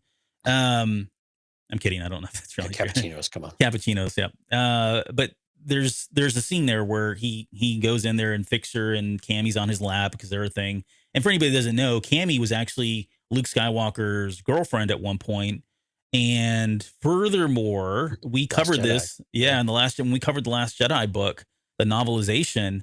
There's a dream sequence that he has where he has a dream that he's not lived the life that he thought that he has, and that he actually went and married Cammy and had a family and a life, and it was kind of a really interesting moment that I never thought we'd get, but we get to finally see her here in a little bit. So, with that said, this is the character here that plays Fixer. He's been in other stuff. I didn't get a chance to go look to see what I've seen him in, but he does look very, very familiar to me. Right. And this is Cammy here. So this is Luke's ex's girlfriend at some point. Okay, so this is the here's the old footage, right? So this is from 1977 or whatever. There's Cammy here. You can see Fixer in the middle. There's Biggs Darklighter from we didn't see him they brought him back in this special editions, didn't they? They added that one scene. Yeah, they added a scene. Yeah. Yeah. Okay, so here's the entrance. So if you look on the right hand side, there's these things here where they've got all the, I don't know, whatever it is. There's 4 cubiles, I guess, and there's probably more than that. But you've got this little round thing here, the door with the sequence here, if you can see that. This is Luke coming in, and later on, let me just fast forward. When Boba Fett comes in, you can see the same thing. So here are the 4 things that go back this way. And I didn't get all the screenshots. Go back and watch it. I mean, there's more on here. Here's that round thing, and you can see they even went so far as to give the detail on the interior of that door frame right there. So let me go back because I do want to just kind of point out a couple more things. So this is where she picks up the binoculars and she's looking up into the sky. So he comes in, he sees Biggs. He's wearing that goofy looking Gilligan's Island hat. Right. And then in the background here, you can see the ships. So it looks like they've been docked here under this port area in the background. This does make it as well into the episode. And then in the bottom left-hand corner here of this scene, you can see these 2 guys in front of this little, it's like a video game system. It's like a table video game system, right? And they're doing things and they're playing, they're having a good time. You can see some lights. I try to get the best picture I could. You can see some lights there that are moving back and forth. Well, they went so far as to replicate this in this episode. It's the same dang thing. Look, there's all the little lights with the red. They even have this little line, the way it squiggles through space. Mm-hmm. And these guys are playing a video game because I think at one point one's cheering that they did it or that he won or something. So this is in the subtitles too. Yeah. Oh, does it? Okay. Yeah. So, and then this is I guess another just picture to show Cammy and Fixer. But really, what's going on here? I guess the more intriguing part of it is he keeps saying it's not right. Right. That we see the biker gang in here, the JJ biker gang. They're being total jerks and what you would stereotypical biker people, right? We all know these kind. I'm just kidding. I know a lot of bikers that are not like that, but these are the bad boys, and he keeps saying it's not right. And I didn't really put too much thought into it. I figured they'd explain it later. I don't know if it's just not right because they're in there and roughing up the place and they shouldn't be there or what. But did you or anybody in our chat have any theories as to what was not right about what Fixer was saying here? I think I took it more of as them coming in and just owning the place and taking it over and being disrespectful and everything else. I mean, anytime you see that kind of behavior, it just rubs you the wrong way. And I guess he's very compelled about right and wrong. But whatever it is, it's just kind of, I mean, they also, disrespect him too and come over and grab a bowl of chips and drink his drink. And so, I mean, I would think that it was pretty not right too. I don't think I would have said anything like that. These guys are big and ugly, Mm-hmm. and they like to put the word Tatooine on their jacket. That makes them pretty mean. Yeah, Alex says these two never left Tatooine. That's kind of sad, actually, that they they never got off world. Yeah, but that was kind of the thing, though. And then some of the books we saw, Cammy didn't want to leave Tatooine. Yeah, well, even Luke said it, like he didn't. He knew that if he didn't get off that planet, Yeah, that was he'd be going to there be his forever. life. Yep. And that's a very, it's very reminiscent of small town life, right? If you grow up in a small town, you're dying to get out of there because there's a clock that's ticking, and it's only a matter of time before you get sucked into a position or something really bad happens, and you have no way. You don't feel like you have a way to get out at that point. You're just kind of trapped, and you become part of the same lifestyle that you didn't want to live, right? Right. That's all very, very real. This is Boba coming through, at least in shadow, which I thought was a great shot. Yeah, it was. Um, What'd that remind you of?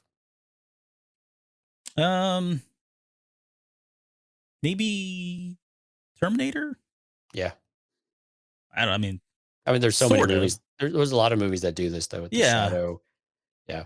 where he Anyway, comes in and the guy's kind of he's going to break up something. I mean, it's again another cliche kind of thing, but all seems very familiar. And of course, this bar fight breaks out. And I love that he breaks his rifle. Yeah, he smashes this guy over the head several times with the butt of the rifle and breaks it in half. He's a very physical actor, and I really enjoy that about him. Like, he's got some crazy looking eyes in most of the fight sequences. This one, you can see his eyes right here. Right. But I think it's a very unique talent that he brings to the character. We'll get to the better picture here, but you can see the biker's jacket. So it does say Tatooine here, and I don't know if you can tell on this screenshot. Probably not. It's kind of really, something down there. it's really blurry. But down, if you pause it, you can see. And my Orbesh translation is not very good, but it does not say Tatooine. No. There is something else that it says down there. Somebody go find it and translate it for us if you can. But interesting, the logo is when I saw this at first, I think I texted you or we were talking about it, and I said, "Hey, I think it's a baby Yoda, like a Yoda species on the back of their things." And if you look at it this way, it looks like there's two ears, right, kind of coming out here. And it turns out this whole thing actually looks like a skeleton, like a Rancor skeleton. We'll get to a better picture of it here in just a little bit. So I just say that because it is very interesting. I want to know what their name is and what that picture really is. So in my show notes, I put Wolfman has nards because that's a Monster Squad quote that only probably Alex in the chat will know. But that is, this looks like it hurts, like a lot. So yeah, fair enough. Yeah, fair enough. That's all we're going to say about that one. Just more pictures of him doing all that. So he eventually beats the crap out of him. And then he has his one drink. It's very Han Solo, sorry about the mess kind of thing, as he just. But didn't even pay him. Well, he did pay him. He got these thugs all riled up. So when they wake up, they're going to kill them all. Right. Yeah. No, destroyed his property. Yep. Let's see. M. Letterer 71 says Boba takes out the entire Tatooine Sons of Anarchy unit like butter, all in his cotton jammers, no armor, only his stick and a broken rifle. That's badass. Yeah, I would agree. Yeah, and there's my brother chiming in. Man, you're old, Albert. These references, I know. Most of these have been 80s references, so that tells you a lot right there. Yes. Okay, so we get out here. There's the logo. This is the one that we were talking about last week, where the J from now Hutta, which, by the way, no, I'm not going to get Jedi. Kind of looks like Jedi Outcast. There was another Star Wars outlet that took my picture and had it out there and was talking about it and didn't give me credit, but I'm not sour about it. Yeah, not cool. Okay, and we're not going to talk anymore about that. So here is, and this was a great shot. Like, I love these establishing shots like this, right? She gives us these wide angle shots to kind of set the tone, rather than just kind of jumping in. But he comes back with the bikes. I thought this was funny as all get out, because the first thing the Tusken Raiders do is they go try to trash it like they did with Luke's speeder bike, right? They're looking for certain components, certain parts, whatever they do. But the funniest part about this, and I don't know if anybody else caught this, but he goes through and he tells everybody, stop, stop, stop. Don't do this. Don't do this. He's trying to get them to stop.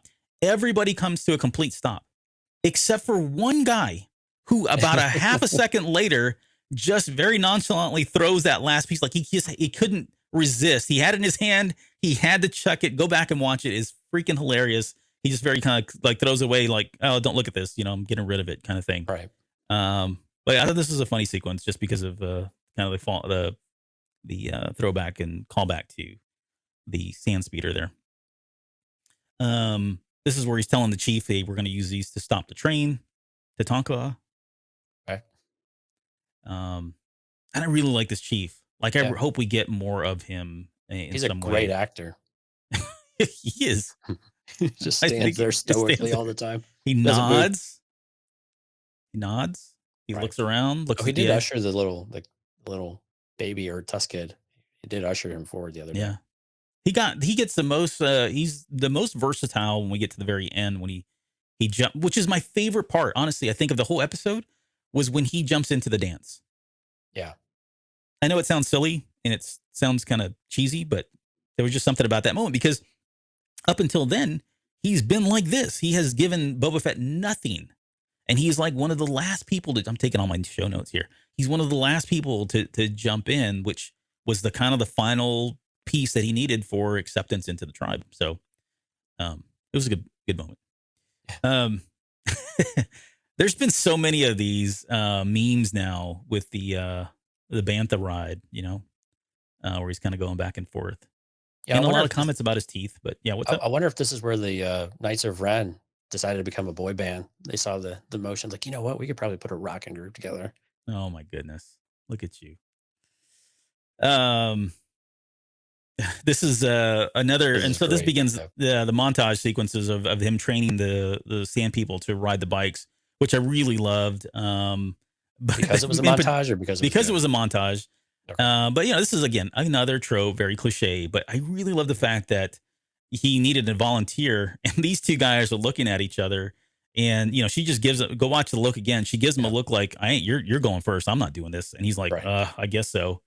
And then we get him going in reverse, which is again, wasn't it the wasn't there an Ewok that did that on Return of the Jedi? So yeah, not as easy. He didn't go back, but he flew off, and maybe he stole the bike from the. He stole the bike. Yeah, that's what I thought of. But yeah, I did like the whole montage sequence, and then they just I love the fact that she just kind of holds on this shot after that sand person just takes off backwards, and they're just staring at him like, well, he's gone. Right. Again, more these aerial shots. There's one later on with the Banthas that just comes out of nowhere. That's very surprising and refreshing, given it kind of breaks up the what's going on.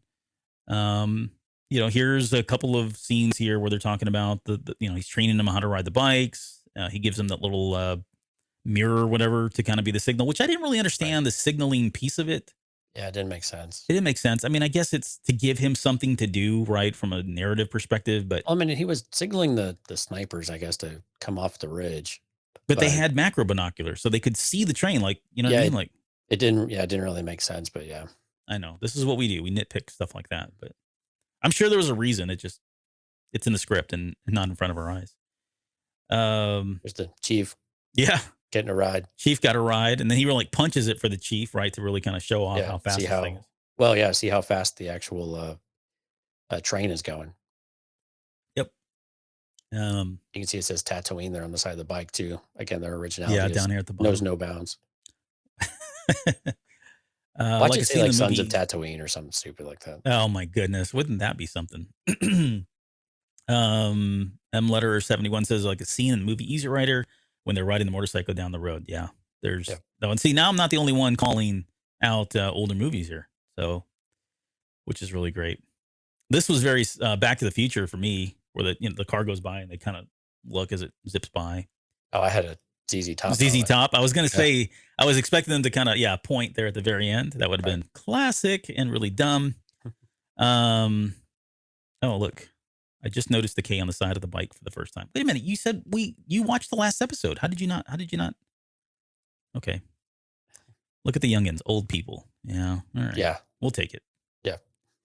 And this was kind of like again, in every montage, there's in every 80s montage, there's always one thing that somebody can't do.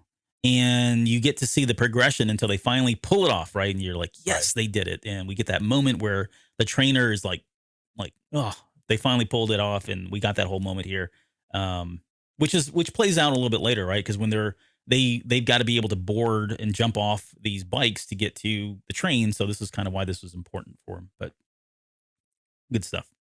Yep. Um, Right. okay, Hoe and sand. It's great. well, so to me, this is a Spaceballs reference.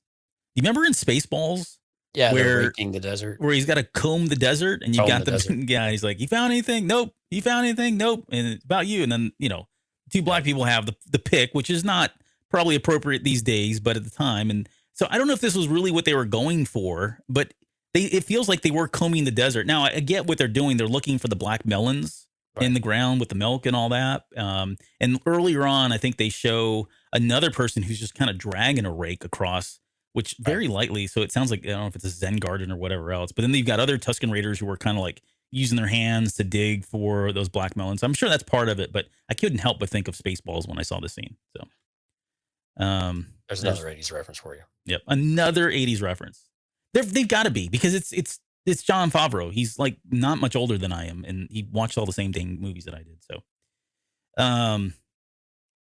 here's she putting her hand out, which I thought was great, because if you think about the progression of the training, earlier on she was very standoffish and Well, she was very hard on him too. very hard on him. Yeah, yeah. And this is a moment where he kind of falls on his back, and she actually, extends a hand to kind of pick him back up, which I thought was really great.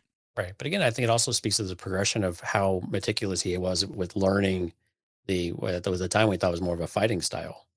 And the reason why it was so important to get those moves exactly right. Mhm. And so I think that was, yeah, again, gesture of respect as well, that he put the work in and put the time and put the effort in, and that, while she still bested him, he's getting better. And it was kind of that recognition that he's been maybe looking for. Yeah. And then here, Regulators, mount up. Another 80s uh, reference for you. oh, it was great. This. I love this moment because everybody's ready to go. He puts his fist up. They all look at him. They put their fists up. Like they are fully vested in his plan and trusting in him to help them on this moment, which is all great. But really, the thing to take away, I think, for me, is that logo. So you can see it here now in pretty Yeah. clear daylight. And this image is not going to do justice. If you pause it here, you can see it. But what it looks like to me is a Rancor skeleton that's holding like a mallet of some sort. I don't really understand what this little thing is here that it's holding. And you see on the other bike on the left, you get a Yeah. little bigger there too. It's like a hammer or something. Although that one almost looks like more ears, but yeah, you have to kind of change your perspective of how you look at it. Yep. So yeah, that's pretty cool. Yep. Mystery solved. This is the one where Yeah, this is the one that did not look good. yeah, didn't look that great. But again, very minor in the grand scheme of things. But this is what we do. More shots of them. These guys sticking their head out to become targets on the train itself. There's that second poor Bantha that just falls over, and these poor saps didn't even last 2 seconds. Yeah. Excuse me. So we're in this whole sequence now where the train's coming, they're attacking it. Here's Tuskid and his little mirror signaling for what reason we don't know. And I think somebody said it earlier, but my goodness, these guys, I mean, look how far away these dunes are, and they're firing they're these snipers, rifles man. out. Oh, They're dude, dead shots. on Yeah. a train moving that fast. You know what I mean? Like the timing's but amazing.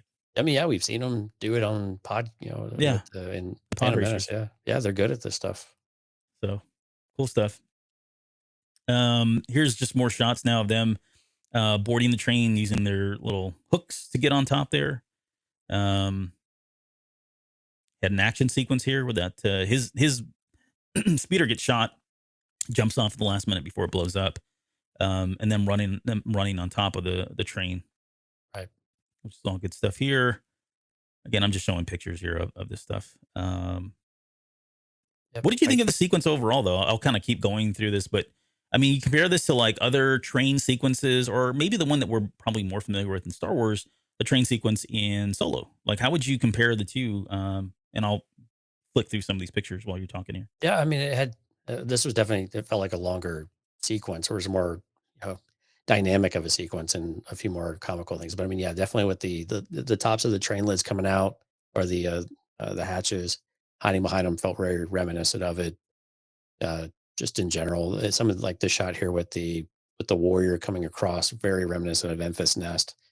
Zooming across. So there's definitely some homage to some of those scenes, but I thought overall it was entertaining. Though I mean, it kind of gave you the impression that this is a pretty limitless supply of pikes that were able to pop out and do this until our favorite warrior gets in the action. And honestly, I laughed when she got involved because not only she just jump in through the window, and then Yeah. people start disappearing by falling, Yep. just getting yanked down. Oh, I loved it. I loved it, loved it, loved it. And I've got some pictures of that. Oh, and then she peeks her head up. I couldn't help but laugh. It was great. Yeah. I mean, and then, like, how cool is this? Like, she rams the speeder bike into Yeah. it to jump off, and which then actually blows up, right? And it separates the train. Like, the train splits in half at this point. This part falls behind, and they've got half of a train, and then we get to this little Yeah. screwball guy, the conductor, which Kind I of took. kind of a jerk face. He Yeah. is, but look at his. He's That's got a microphone. microphone for for his chin, I guess, or his. What do they call those things in Star Wars? Voc- Vocalators or vocators or Yeah. boxers? I can't remember. They've got a name. They've got a name that's used consistently in Star Wars for these things. Vocabulizers? No. No, Yeah. Something. somebody will say we're stupid and tell us later. Yeah. So the question came up: was that a brand new droid Yeah, I don't think we've on the seen this train? one. No, I don't think we've seen it either. I was calling him Baby Grievous because at the very end there, when he pops out and scuttles away like a tarantula or a spider, that's what it reminded me of. But I love how like true to a steam engine that they got though, with the twirling Oh, of yeah. I mean it's probably a little bit later on. I don't think I've got pictures of that, but you're right. I didn't think about Yeah. that. Just Like all the different steampunk things, looking. yeah, the switches and the levers and everything. It was just really cool to see all of that stuff because that really a lot of that stuff was in a steam engine locomotive. Hmm. This poor Pike right here is the one that flies out once she gets in there. Like she pokes her head, she jumps through that window, and then like half a second later, this guy goes flying out the window, Right. which is great. And then you can't really tell here, but I was trying to. You just have to watch it. But this is the sequence here where she's going through, and again, this is all the directing was this stuff. It was just so perfect, like the way she was panning across, and she was following the action. You could definitely tell what was going on. That she was just cutting through these guys left and right. It was great. And then Yeah. this was like one of my favorite Oh, shots I where love it. she just pops up and she's looking around like, "Hey guys." Yeah. And then she realizes, "Oh crap, there's fire behind me." She pops back down. And the next thing you know, the guy on the left disappears or on the right disappears or whatever. And then the left goes, you see the gaffy stick come up and just kind of yank him down like a hook within all of about 3 seconds. So, I mean, she's just so dang cool. I love this shot a lot. Yeah, this is cool. This is another great image. When this poor sand person gets blasted by the conductor. Yeah, the engine. Yeah. Yeah, turning it up to 11. I think he's doing something. It says boost down there. He's trying to hit the Turbo make it go boost. faster. Yeah, Here's your bantha shot. yeah, the bantha shot. And again, I like it because it doesn't. It's filmed that it doesn't pull. It doesn't with all the action that's going on. It doesn't pull you out, but it gives you perspective. It gives you more of. They don't have to do this, right? Directors don't have to do this stuff. You see the whole train is intact though here though. So that's why I didn't think that Oh, the leader actually destroyed it. yeah. If you go, so I don't have a picture of it. It is definitely separated. Okay. There is a shot where it is, and I didn't have it on there. Like this whole part blows up, and you see that other part fall to the ground, and it gets left behind. Oh, okay. So I don't know. Maybe you're right. Maybe this is just an editing thing where they didn't account for it.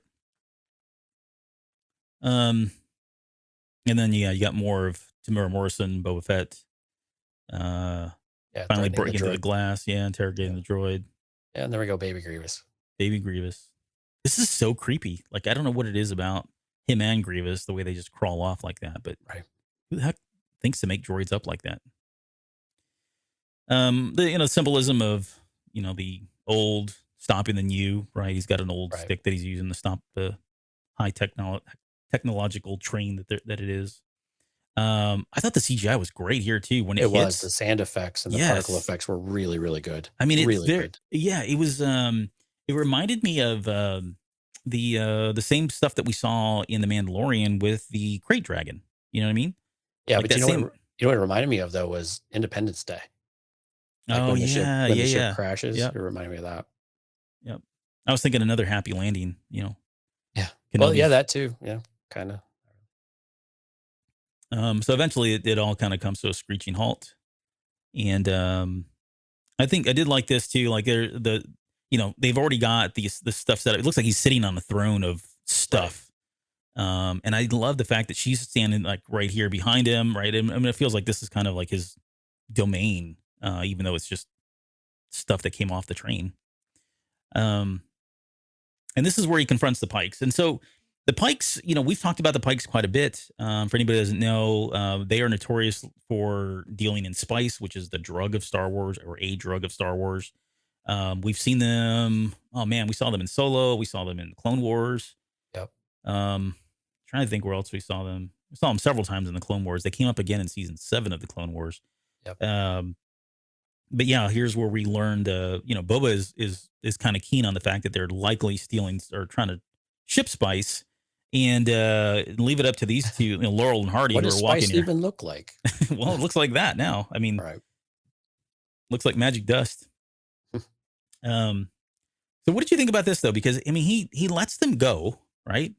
Right. And this is, to me, it felt like this was part of the respect piece. He lets them go, tells them that they'll be protected. They can go back to Anchorhead. They're going to be protected. Don't have to worry about the Sand People attacking them.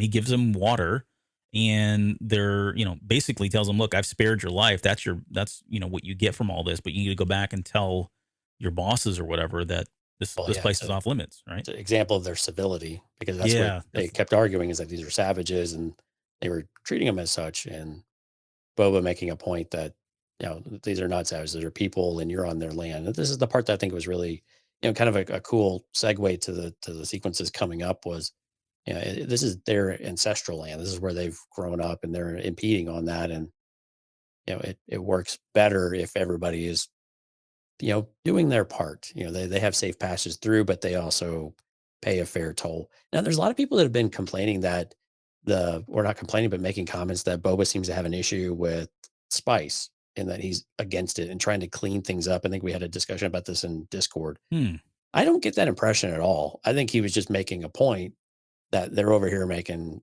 tons of money and, running this stuff back and forth. And if Jabba was in charge, they would be, they wouldn't be doing it so freely, right? And they're not just running a train back and forth full of water, for humanitarian efforts or something like that. So, but the way that it came across though, and the way the dialogue was written, and the way that it was, performed, was a little bit confusing as to why it seemed like he had an issue with spice, but I don't really feel like he did. Yeah, I don't either. Here's my thoughts, and I'm not going to say I'm right, but I probably am. I think I'm kidding. I think if you look at the line, he says these sands are no longer free for you to pass. These people lay ancestral claim to the Dune Sea, and if you pass, a toll is to be paid to them. Any death dealt from the passing freighters will be returned tenfold. Okay, so if you take the first sentence here, or the second sentence, these people lay ancestral claim to the Dune Sea, and if you pass, a toll is to be paid to them. I think what he was trying to do is say, look, I know you're transferring spice. I know you have money. And going forward, you're going to pay money to the Tusken Raiders because this is their land. I don't think he has a problem with spice in general, but I do think he has a problem with the fact that they're using this to run across this land, and he wants these guys to get something from it, right? Right. Yep. Yeah, so I think that's probably more in line of where he was going with that, trying to get them some income here, or in some way. Now, what they do with the money, I don't know. That's exactly. All kinds of questions there. And then we get this at the very end here. I don't think I forgot. Yeah, the chief he does his little nod, approving of what had just happened. But I thought this was a cool moment too, because water, we don't talk enough about it here on Tatooine, but it is so scarce and so rare. And we've got moisture evaporators, and I didn't know anything about the black melons. I think those are new to canon, but they're not really water; it's milk. Right. But this whole scene here, where where he takes the valve off the top, the cap off of it, and that water spurting out, and just how excited they are, because this is such a high commodity, way more important to these guys than the spice or anything else at this point. Right. And that's what made chapter 1 so odd, with the Klatooinians, with the biker gang, and they just left the spring of water going. If it was that precious, Seems like that's what they would have been there for in the first place. Yeah. Well, maybe it's not precious to them Maybe, yeah, maybe not. because they're a biker gang Yeah, and they they've kind of got, take whatever they want whenever they yeah, want they it. got all kinds of water, whatever. But Right. There you go, still, Twan. Let's yeah. waste it. Right. They didn't know. Maybe They they weren't did. trying to stop it though. They were either. trying to stop it. Yeah. Like I would have been like, plug that up now. Right. But yeah, they were trying to put it in tambourines or whatever, whatever I don't that know is. what they had, like little tanks and like Yeah, little cups. little cups. I'm like, go get the big stuff or put the cap back on. That is, you are wasting it. I did laugh at that too. But I mean, how often did this happen to them? You know, they don't know. Oh, right. Yeah. Okay, and then we get to this part, which we're finally coming around. Maybe we may get through this in 2.5 hours. So yeah, there's quite a few things. Yeah. So the question came up. So Tatooine was once had oceans. Yes. Yeah. That was. Where was that established? I don't remember if that was canon or Legends. I think it was originally. Was it the Legends. Kenobi movie or the Kenobi novel? It's been too long. I couldn't remember. So yeah, I think it is Legends. I don't think it's ever been canonized in any way, and I could be wrong there. I just cannot remember. I know for a fact it was Legends. I just don't remember what book it was. But yes, Tatooine at one point they had a ton of water, predominantly water, and if I remember correctly, there was some kind of catalytic event or something happened that dried up all of it and made it the sand dunes that we see today, and it's almost primarily sand at this point. But this was really good because we get some exposition from the leader here talking about that historically what had happened. We get more insight into the Tuscan tribes themselves, and it's much more nuanced than just savages, right? There are different sects of tribes, and some of them are savages and are out pillaging and raiding, and they've got a bad reputation. But it's not these guys. These guys are more in tune with the land, and it's very. I don't want to say there's a lot of parallels here to Native American ancestry here, a lot of different Native American tribes. And we don't need to get into that. There's tons of people out there right now arguing to no end about all this stuff. It's absolutely insane. I think the key takeaway is that what John Favreau was trying to do is that, if you look back at a lot of the Native American tribes here in America, you have some that were more brutal than others, right? You had some that had ceremonies that were that we would look at and go, oh my gosh, that's, horrifying. And then you had others that were not, right? That were more peaceful, that were more in tune with nature and that sort of thing. And that's all he was trying to do is like, look, the Tusken Raiders are not all savages. Yes, there are some savages out there. And maybe the ones that killed Shmi Skywalker were part of that group, who's to say at this point. But they're not all like this. And this falls in line with Legends. Like this is nothing new. And I bring it up again, but in SWTOR, again, there are different tribes out there, and you learn some of this stuff through some of the other games out there. And I just love the fact that he's pulling from all that and giving us this. He's humanizing these guys in a way that we've never seen before. Yeah, it only makes sense. I mean, different parts of every country, different parts of the world, we all have different ways of viewing things, and we're not all, So yeah, I thought this was great, and I like that we did get some of that backstory. And I know Dark Tower, I brought this up earlier in the show, and I know we were going to get here, but definitely some are more violent than others. And this supports why, why they were less inclined to really do anything brutal to the Rodian and Boba Fett in the first chapter when they were captured, and so I think, or rescued, if you will. Mm-hmm. Yeah. And so he gets into this, and I think Ash is right. I do, now that she says it, she says, wasn't it in KOTOR? Yes, it was in KOTOR. I remember that specifically. And that may be the first reference now that you say that. I think it comes back up again in the Kenobi novel or something else there. But yeah, I think you're right on that one. I thought it was interesting how adept he is at the sign language here now later on. And in my head too, just kind of as an aside, at some point, I have this whole crazy theory of Mando coming back to him and saying, hey, you're a Mandalorian. I need your help because we got to take back the homeworld. Him pushing back, saying, no, that's not really me. Convincing him he does. And at some point, they institutionalize this becomes a Mando thing, right? Like they take it from the Tusken Raiders and are able to use that. It's something that the Mandalorians now use. I would love to see a scene where you've got Boba and Mando working together and using sign language to stealthily go do stuff. You know what I mean? Yeah, that would be pretty neat. So I don't know. I'm again waxing all kinds of crazy stuff here.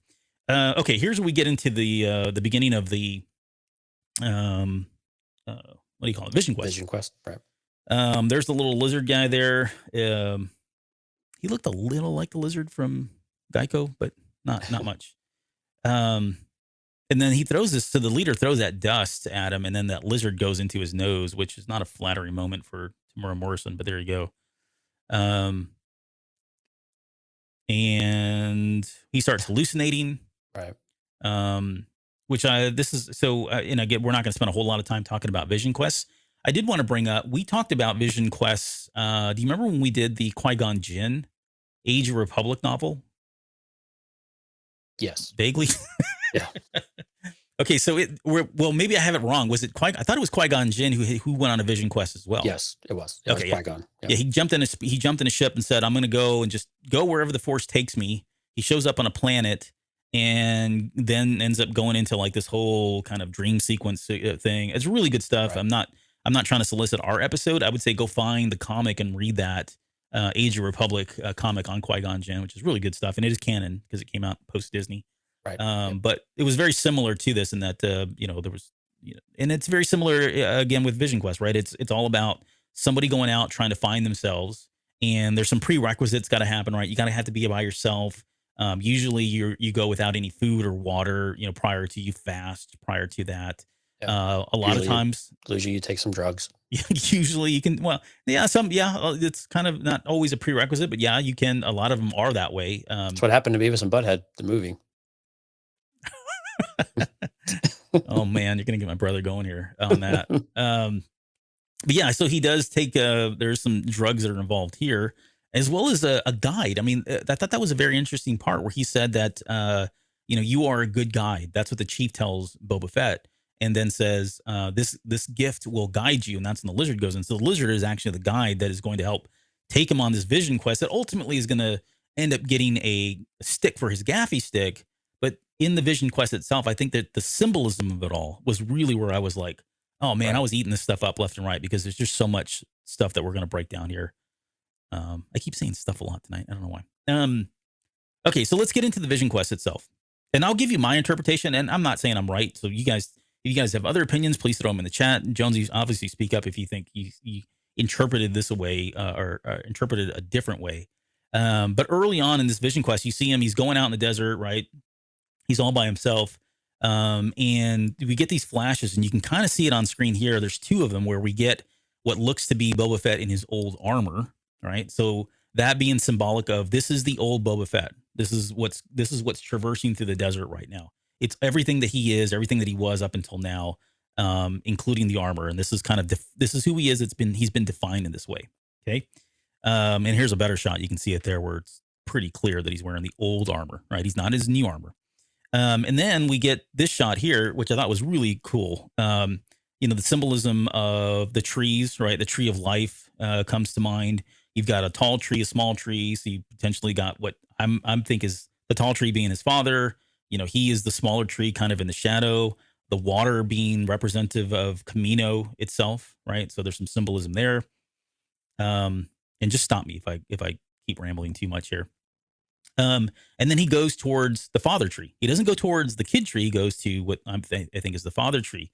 And for me, this was symbolic of him still being caught up in what happened to his father, right? The events that happened in Attack of the Clones with his father dying put him on a path. He was already kind of on a weird path anyways because of the way his dad was and operated, right? But you think about his character in the Clone Wars and just how kind of a snot-nosed kid he was, and he always had a chip on his shoulder, right?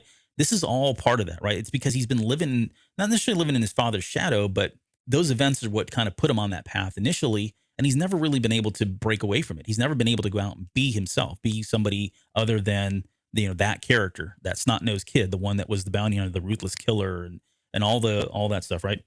And so that tree then starts to consume him, right? He starts getting entangled in it, being representative. This is you're tied up in all the history that exists with everything that's bad in your life that's happened in your past.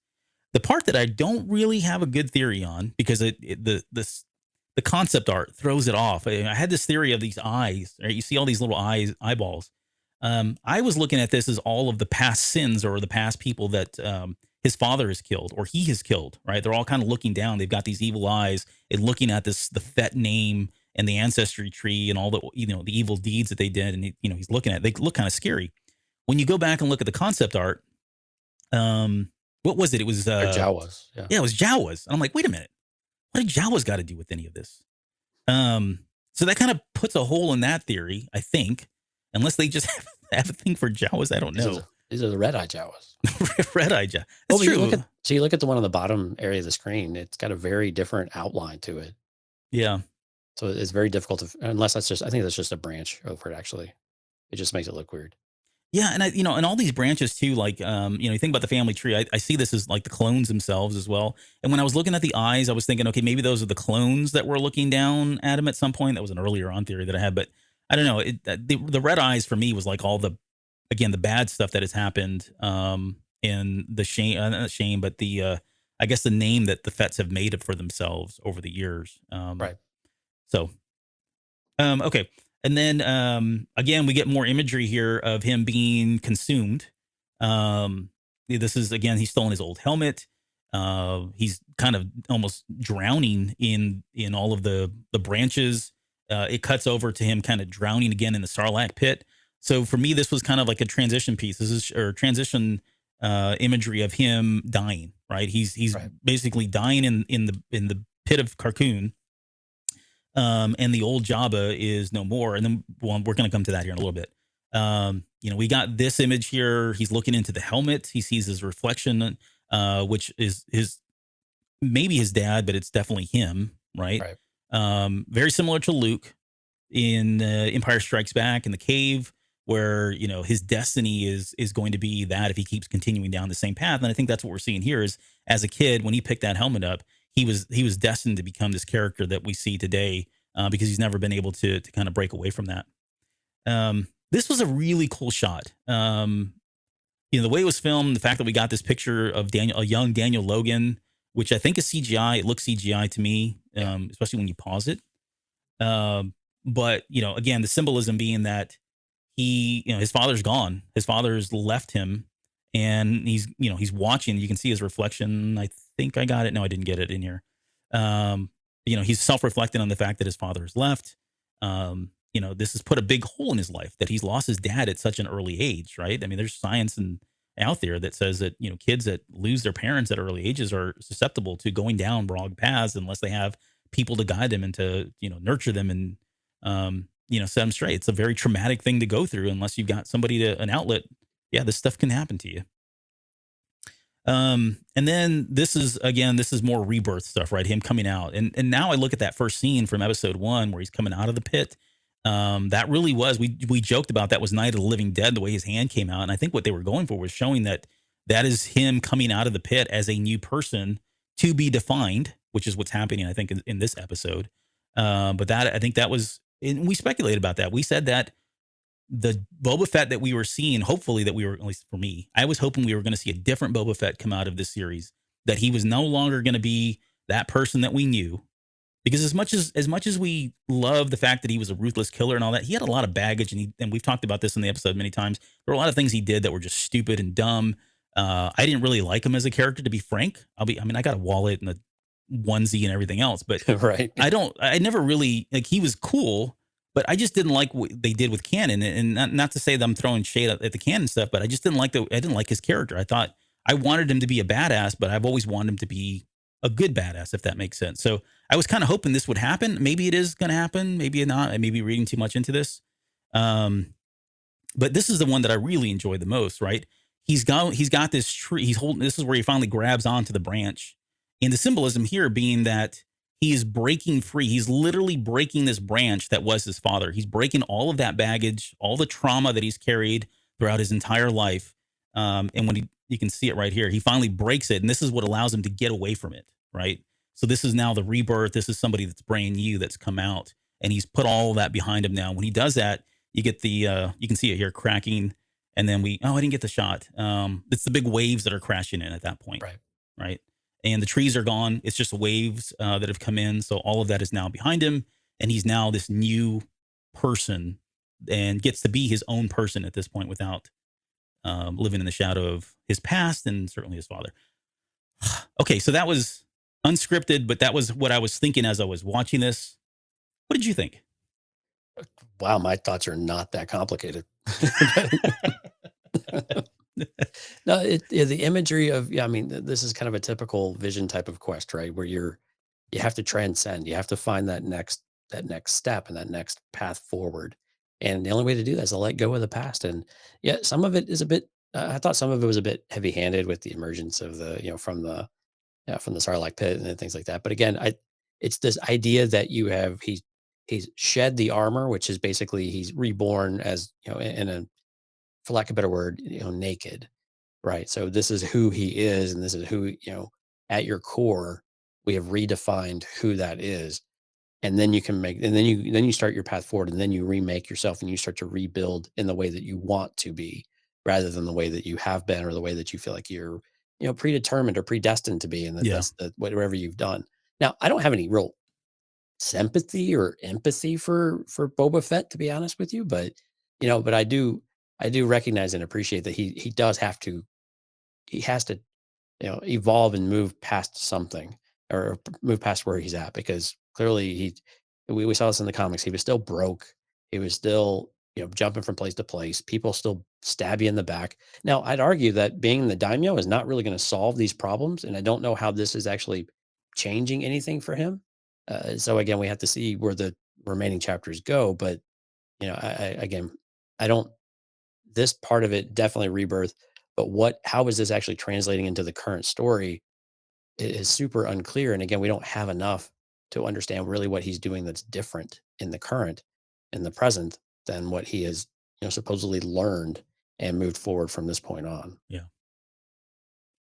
Yeah, it's But I like that you brought the Qui-Gon book, because a comic, because the sequence where he's getting consumed by the Sarlacc and things like that, those are very much, Qui-Gon was going through that, getting consumed by, I think there were vines or it something was a like that, tree. right? I think The he was in a dark tree or side. something. Like a dark Yeah, side yes. tree or something. Some sort of plant, yeah, that was just consuming him, or the planet itself. And it did engage those kind of memories for me as well. So I like that kind of parallel there.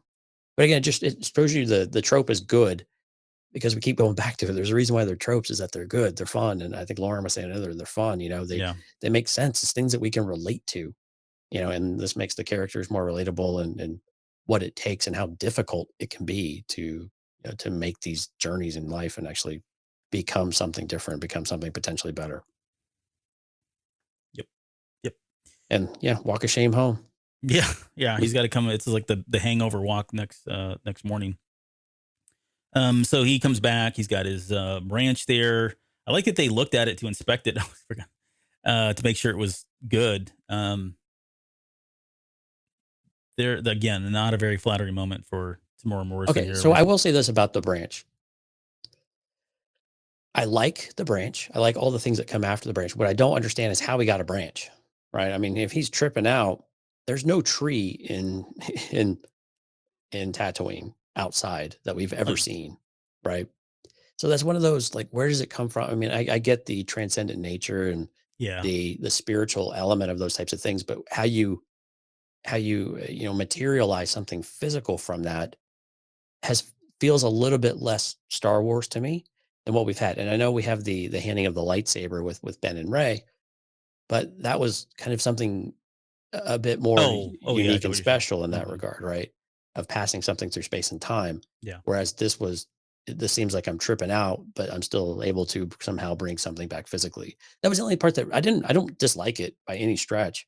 I was just confused by it, that, how do these things happen? And there's never going to be an explanation, or anything like that. But No, there will never be one. I mean, I get I totally get what you're saying. Like the reasonable person in me goes, where is this tree at on Tatooine? Like how is it nurtured? I'm being told to believe in magic now. Well, that's kind of where It's a kind of magic. Yeah, I mean, it's you said it is a spiritual thing. I don't think it's meant to be explained. Right. If there's any, like, I mean, he's got a lizard in his head, right? So, Right. Yeah. That part seems Star Wars to me. Oddly enough. Right. It seemed very Star Trek to me, but Actually, it did. I would say, maybe it is that the lizard, right? It's a guide, like that tree is a mystic tree that does live out there, or it only comes out at night, or only appears on certain times or whatever. And the only way you can find it is by that lizard, right? Those lizards are somehow attuned to be able to find these, kind of like a tuning fork, or not a tuning fork. What do you call them? A water fork, whatever they call them. Oh, well, yeah. Whatever it is. You get a branch and you can find water with a branch. It's not real. Oh, yeah. That kind of thing, right? So the lizard can find, it's a guide. It can take you to this tree that you wouldn't normally be able to find anywhere else whatsoever, because it's magical or spiritual or the force or whatever you want to call it. I don't know. Making this stuff up. Okay. But I get you. So the lizard comes back out, jumps in its little thing there. There's the branch. He's presenting it to it. And then they take him in here, and this is where we get, him getting these robes put on and being wrapped in them. And we get some imagery here. If you look at the way the scars are, I mean, that looks like burns, right? Like acidic burns that he went through. Which I still don't like. I think there's more here. I think we still don't understand the degree of either his wounds or something else is going to happen between now and the next 5 years that puts him in the state that we see him in the present day, where he has bursts of energy, but he has to get back in the bacta tank. Right? I think there's probably going to be more there, because he really has no problem through any of this. Right? We don't see him having to recover here. So we'll see. Time will tell on that one. But the takeaway was just the fact that he does have what looks to be like acidic burns all over his body. That's why I'm hoping the bacta tank isn't just the mechanism for all of this. That there's actually something, of note that comes to it. His branch is crooked. It has a bend. The others look straightened. Any thoughts? I like that too. Actually, yeah. Actually, because this came up when I was watching it. Actually, if you look at it, Boba Fett makes most of his out of metal. So it's only about half the length of the gaffy, and he's shaving it down. So he's definitely taken a lot off of it. Yeah, it's an interesting design. If you look at the gaffy sticks, I think Tawan brought her up, or someone. No. But yeah, most of the gaffy sticks that even in this episode, and you look back at the old movies and anything else, they're all pretty much straight. His does definitely have a curvature, has curvature to it for some reason. And it is not all wood, right? It's predominantly metal. Like, it's only the head that it looks like it was been. That's just the core, basically. Yeah. Yeah. It really looks only like maybe a 1 to 2 foot section of it. I have more pictures, so we can talk about that a little bit later. How long was he in the Sarlacc pit? Do we know? I think we talked about this in the first episode and said he was probably in the pit maybe an hour. I mean, it wasn't long. Probably no more than a day or two. Yeah. Past, yeah. I mean, the wreckage was still smoldering. At least, I think we talked about it. It could have been smoldering still, or it could have been sand blowing in the background. To me, it looked like it was still smoldering. So relatively quick. I don't think he was in there very long. He probably came to, saw that he couldn't breathe, got some oxygen, then said, "I need to get the hell out of here." Started burning his way out of there. So, right. Let's see. There's like a close up there of the scars. The dressing of this, the dressing here.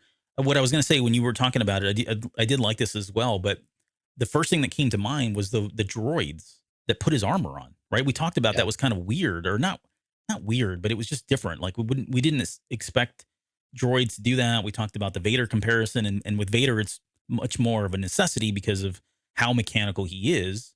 But I wonder if there was something in that now that we see this, right? That if there's something that maybe the Tusken Raiders, when they get dressed, there's somebody that dresses them maybe at a certain level, or and he's carried that over into his now present life, where he's got these droids that do it for him because this is what he's used to, having spent time with the Tusken Raiders all these years.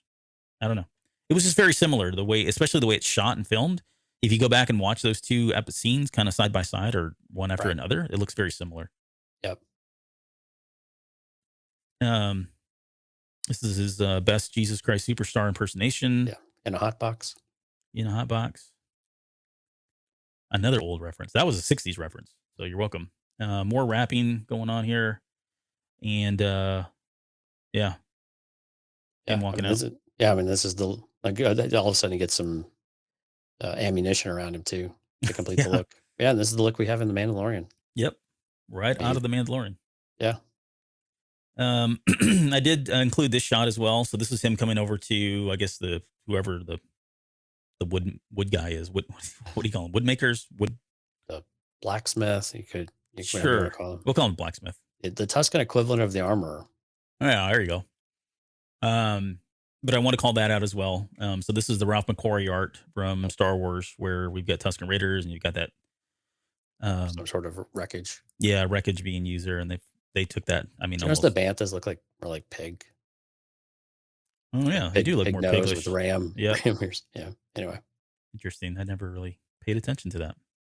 I really liked the sequence though. So, and again, I like the contrast with not that picture, but it's the when Din Djarin gives the armor the all of the Beskar to smelt and to form and to create the armor. It was very hands off. While he watched, Right. It was very much that. With the Tuscans, though, it's very much everybody is a participant. You have to do this yourself. This is part of that passage. So you've done your you've proved yourself. You've gone to the Vision Quest. You have gone through the at least part of the ceremony, and now you need to craft your weapon, right? And this is kind of like being a Jedi of sorts, right? Creating your own set lightsaber. Yeah, exactly. Yeah. So you create your weapon. This is it's a testament of not only your progress, but also it's an example and a resemblance of who you are and what you represent and kind of what you want to do. And so I thought this was really cool that they made him do it. It makes so much sense for him to do it. And I just really loved the contrast with what we had in Mandalorian, where it was very a standoffish type of experience when compared with this, which is very much a very independent, very personal.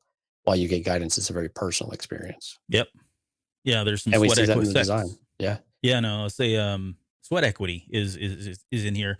And this aligns with the concept art from the first episode, chapter 1. We saw that concept art where he's got a gaffy stick and a rifle on a stand, right? So he's not just got them laying in the corner. These mean something to him, right? It's almost like samurai swords or whatever, you know what I mean? Like there's a craft that goes into it. And again, just adds much more detail that he did. Yeah. I didn't get a picture of that where he's carving it. I wanted to. I love the way he carved the head of the gaffy stick, using the chisels and wood. But yeah, there's also him adding these little, I don't know what they are, the fins, I guess if you want to call them that, there right at the very end. So yeah, as the question came up, how long were they standing here watching him build this thing? I mean, I don't know, all day, I would imagine. Did you see of that tree, of that branch? It's only right here. Yeah, there's really not a whole lot to it. Yeah, all this is metal here. And I didn't get the other, if you go back and watch it, there's like from about maybe 3/4 of the way, 4/5 of the way, it's all kind of metal. Yeah. And it's just that end. Yeah. And I imagine. And that's all. Yeah. I mean, the end of the gaffy stick where you get the bantha floss. Oh, yeah. The pick. Yeah. That's all metal there that's coated. And it looks like it's been wrapped. Even in the wood part, there's parts that have been definitely been wrapped in metal. Yep. It's a cool looking gaffy stick. I'll give it that. Absolutely. So, and I never thought I'd say that because they're gaffy sticks, Yeah. And so we get to the final sequence, which was probably, one of my favorites, of course. I think I loved all of this episode, but yeah, definitely that moment when the chieftain gets up. And so he walks in, they've got the fire going. And then here, starts off with... as soon as they started walking around the fire, I just knew immediately this was a dance. And it just clicked. Everything just kind of clicked, right? Mm-hmm. And it was just so cool. I mean, it just makes so much sense. There's so many cultures that have this type of thing, this type of ritual where, you celebrate, and celebrating and dance are always synonymous with one another. Yeah, there's the shot of the leader finally getting in and doing it. And so they kind of all just join in here. This is all very inspired. I mean, you can see his crazy eyes again here. And you can see her as well. She's off to the right. She was actually, I loved the way that she danced because it was very, very low and crouch. It was like a predatory prowl. Like as she went around she was really engaging to watch the entire time. Just watch her, the entire sequence, and you will be entertained and awed all at the same time. It was fantastic. Yeah. And Ash brought up something to dance, Boba, and you all the choreography too. So yeah, part of it is they probably, I don't know, I imagine at some point they taught him this stuff, or it's all, maybe this is a, because you go back to when he's training. Those are like what they would call katas, right? In martial arts, they're a set of routine moves that you would use when you're doing combat, but they can be a form of expression, right? Artistic expression in themselves. We see that all the time in martial arts. And so maybe this is what all it really was, is it's just a series of moves. And because he's been training for so long and doing them so long, they become second nature, or Yeah. they all just jump in. And capoeira like that? Yeah, I think so. Yeah. Yeah. I mean, that's the whole premise of it, is that it's very dance-like. Mm-hmm. And the Brazilian martial arts is what you're talking about. Right. Yeah. Yep. Now, in real life, I'm really curious as to how much Tamura Morrison had influenced given he's, the Haka stuff that he does, right? And Right. how many of the moves are from that? Because a lot of these moves do look very similar. And he's using a lot of the same expressions. If you go out and watch some of the videos where he's done this, because of his own ancestry, it looks very similar to a lot of this stuff. So the fact that they've blended these two together is just like, just awesome. Really amazing stuff. And then I think my computer's locked up, or that's the last picture. I don't know. That's the last one, probably. Let me see. I thought I had one more. Maybe not. Oh, I do have one more. Oh, there you go. Yeah. Yeah, it's just kind of like the fine. It doesn't end there. It ends on. Are they all with the holding the stick straight in front of them? Right. Which I didn't get, so shame on me. But you get the point. And by the way, those logs are not burning. So there you go. Go back and watch it. It's again another thing that we do here, but those logs are not burning. Well, there's an area in the middle that's probably open, and that's what's burning. These are just the symbolic logs around the edges. Where did they get the logs, huh? Where are they getting all this wood? Yeah, they chop the tree down every time. Everybody takes a hit of lizard and goes out there and grabs a hit of lizard. I need a dime bag of lizard. Here's and then it ends with directed by Steph Green. So amazing stuff. I thought she did very cool episode. Very cool episode.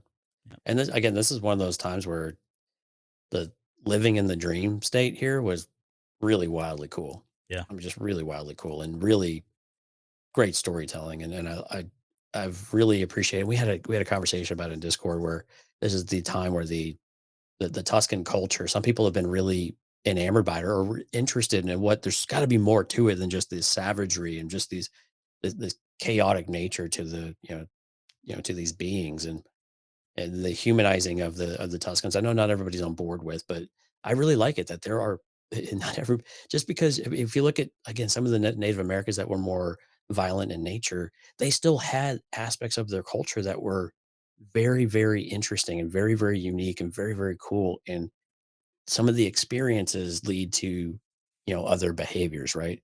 And so it was really cool to see a different side of the Tuscan, I don't know, what do you call them, race or species, or I don't know what exactly, we don't really know what they are in the first place. Yeah. That's a good point. Humanoid-ish, but I mean, it's just really cool to see another side of it and to have more of those types of things and have it influence a character like Boba will be very interesting to see where they take that.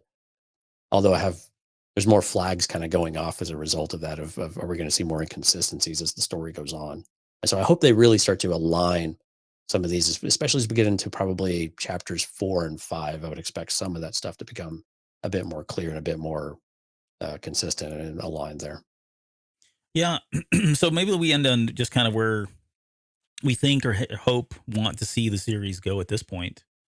I think for me, I'm okay with it continuing on as it is. I don't mind the flashbacks, I guess, at this point. Right. I imagine we're still going to get them, and I wouldn't be surprised. Like I said earlier, I was kind of taking my own thunder away, but I wouldn't be surprised if we get flashbacks all the way up until episode 7, and it ends with the moment that he is either made aware that there is somebody running around with that armor, or he sees that speeder bike go by with Mando on it and carrying it away. Right. That would be fine. And hopefully we get the Fennec Shin backstory there and, how he finds her, left for dead in the desert and rebuilds her and all that.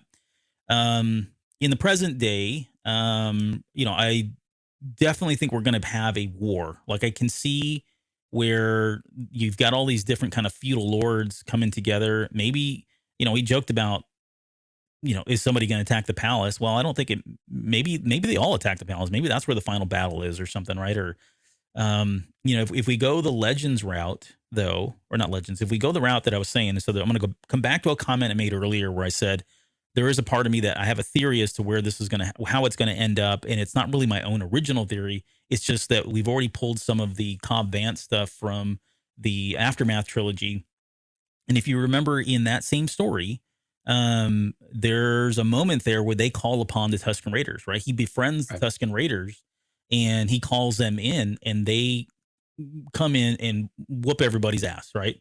And so what I'm thinking is at some point, because he doesn't have an army right now, right? He's going up. He's got a very small group. He still doesn't even have a protocol droid. You got to figure at some point he's going to have to start building up an army of some sort. Where is he going to get these people? I think he's going to supplement that with other people, bounty hunters, people for hire, and that sort of thing. But I would love to see him at some point call in as a favor to the Tusken Raiders, and they pay it back out of respect and align with them, right? They end up having churning the tide, if you will, right? The Ewoks have returned the Jedi, only the Tusken Raiders showing up in full force. And not only that, but wouldn't it be cool? Sorry, the last thing. We're talking about the parallels between present and past, where he's in present day he's trying to earn the respect of all of these folks. But what if he's learned that lesson by bringing the tribes of Tatooine together, right? I don't know if there's enough time, like enough runway to do this. Right. But what if he does that, and it's not just this group of Tusken Raiders, but somehow he's managed to get them to all kind of work together and be, that sounds familiar. Alliances. Yeah, all right. But to align with your Mandalorian theory. It does. It's all part of it, right? It's all part of the same. I got to get this theory in there somewhere, right? But yeah, so he comes together, and it's not just a group of Sand people show up, but it's a whole nation of Sand people that show up, an entire army that end up fighting for him, and they all take over Tatooine. I don't know. Yeah, I think some of the things with that one though is that clearly the chief said that there are different aspects of the Tusken Raiders, right? Different clubs, different factions, whatever you want to call them, and they seem like they don't really get along all that well. It's unclear whether they really cross-pollinate or they really, come across each other, even like each other, which is not surprising. A lot of cultures don't like each other, but yeah. So I don't know about that, but I think one thing that is very clear though is that Boba, I think with him and Finn exchange with the Hutts, is going to be very clear that they won't be able to take on the resources of someone like the Hutts if they come out in full force without something, right? For sure. And I think this is where we're going to, where he's going to start pooling that maybe the Trandoshan, some of the scenes that we saw in the trailers, right? That they'll come back in and they'll start to say, okay, we've got to band together because we don't want to go back to Hutt rule. There's enough here for us to make we could do really well for ourselves. We can work for our own. This is how I'm going to treat you. We don't want to do that. And there will be enough energy behind that. We'll have to see how well that sticks around, because usually that's a pretty short-lived alliance. But I think, at some point, the Tuskens might make the difference in that type of conflict. And are we going to see a big battle or something like that? I'm curious what that would look like, because we don't have a really clear picture of who the enemy is, right? Or is Boba the enemy? It's one of those things of we don't quite have that establishment of where the pure conflict is going to be, and how an idea of what that means to resolve that. And so I think that's where, again, I think you and I are aligned in this one, where we need that present day story to start moving forward and giving us a little bit of that picture about who does Boba and Fennec see as someone they have to deal with, because they're watching a lot of people now, right? I mean, they're watching Garsa Fwip, they're watching the Major Domo, they're watching the mayor, now they got to watch out for the Hutts. Biker gang. You got Black K, you got this biker gang that shows up every once in a while. They don't seem like a really super threat, and we don't know that they're around in the present day or not, because we haven't seen them yet, right? No, not yet. Right. So I mean, those are the things, and again, we know we're going to live in flashbacks, because we still need to know how Boba learns that the Jawas, or how does he figure out where his armor's at? Does he come across Cobb Vanth? Why doesn't he attack Cobb Vanth and just demand his armor? And those types of things. When does he go back and find Slave One? We think Slave One is a Anchorhead, right? I believe. Well, so he says to the Rhodian, I can get us off world if we get to Anchorhead. Yeah, right. Yeah. So, but we haven't been back there. I think we're. I mean, I think we're getting close though. And I know we in the chat someone said we don't think we're going to see this as much flashback heavy stuff. I hope that's the case. I hope we start to really lean, 50-50 or start to lean more heavily on the present day. And let's see where this story takes us. Mm-hmm. And the backstory's been great. If we get more stuff like we got this week, man, fantastic. I know. I mean, I It was was thinking awesome. for all the crap that I've said about I don't want to go back to Tatooine. Like I'm sitting here gushing about the fact that we went back to Tatooine. So Right. it's all about the story at the end of the day. Right. So. Yeah. And this whole idea of asking permission to kill a Hutt's interesting. That's who has the kill switch on that one? Yeah, I don't know. I think it's going to be to be determined still. I just don't know enough about in canon or even in Legends, really, the underworld and how that works just yet. Well, what would be really cool is if this was a way for Crimson Dawn to still be around. Mm-hmm. Oh yeah, I'm not ruling maybe out Kira. Maybe I'm not Kira. ruling out Kira. There's still plenty of characters we've talked about in that first episode of the Final Hype episode that we could potentially see. But it looks like we talked about former bounty hunters or other bounty hunters coming into play, and we got one with Black K. Maybe Bosk shows up at some point, or all these other ones, but we'll see. Man, I hope so. I hope he references that last time we met, you blew my legs off. Yep. They grew back. He's fine. Actually, I guess that already happened. Yeah. Oh no, it didn't. No, that was after Empire Strikes Back. Okay. Yeah. So it'd be cool. Maybe he's got a limp and a cane. He's got a hurt back. All right. I think this is done. I think we're dead. Time of death is 2 hours and 26 minutes. Do we got anything before we get out of here? So many thank yous of everybody who participated and listened to the chat. A lot of regular faces, of course, some old faces that have resurfaced, and we certainly appreciate that. And of course, the new folks, we certainly appreciate you guys finding us. For the folks listening on the podcast, we do have a live stream. We try to do this. Probably going to do this on Thursdays. Does that sound about right for Boba? I think so. Boba? Yeah, we want to get this out quickly, but also give us time to absorb some of it. So, look for the whole work thing, right? So look for us out on all the social medias, Facebook.com/CantinaCast, and you get all of those notices. If you're on YouTube, go ahead and subscribe to it. Hit the little bell, of course, and you'll get notified when we schedule a show. And we try to do that several days in advance. So you have an idea. And we usually do this about 9 p.m. Central and go until the wee hours of the morning. But thank you to everyone who came out. And if you want to tune into the Patreon show, which we have tomorrow, patreon.com/thecantinacast, and all sorts of other good stuff out there. We're working on some other things in the future here too. And certainly go out there and check Albert's spoiler-free review of The High Republic, The Fallen Star. Yep. Oh, and our giveaway. Again, tell us on social media what your favorite part of Chapter 2 was for Book of Boba Fett and why, and you are entered into the giveaway. And we will do the drawing next week. Okay. I think that's it. Good. Thank you. I hope so. I hope so too. That was a lot. But all right, I'm going to roll credits, and we'll see you guys tomorrow on the Patreon show if you're a Patreon member. And if not, we'll see you back next Thursday for Chapter 3, whatever that may be.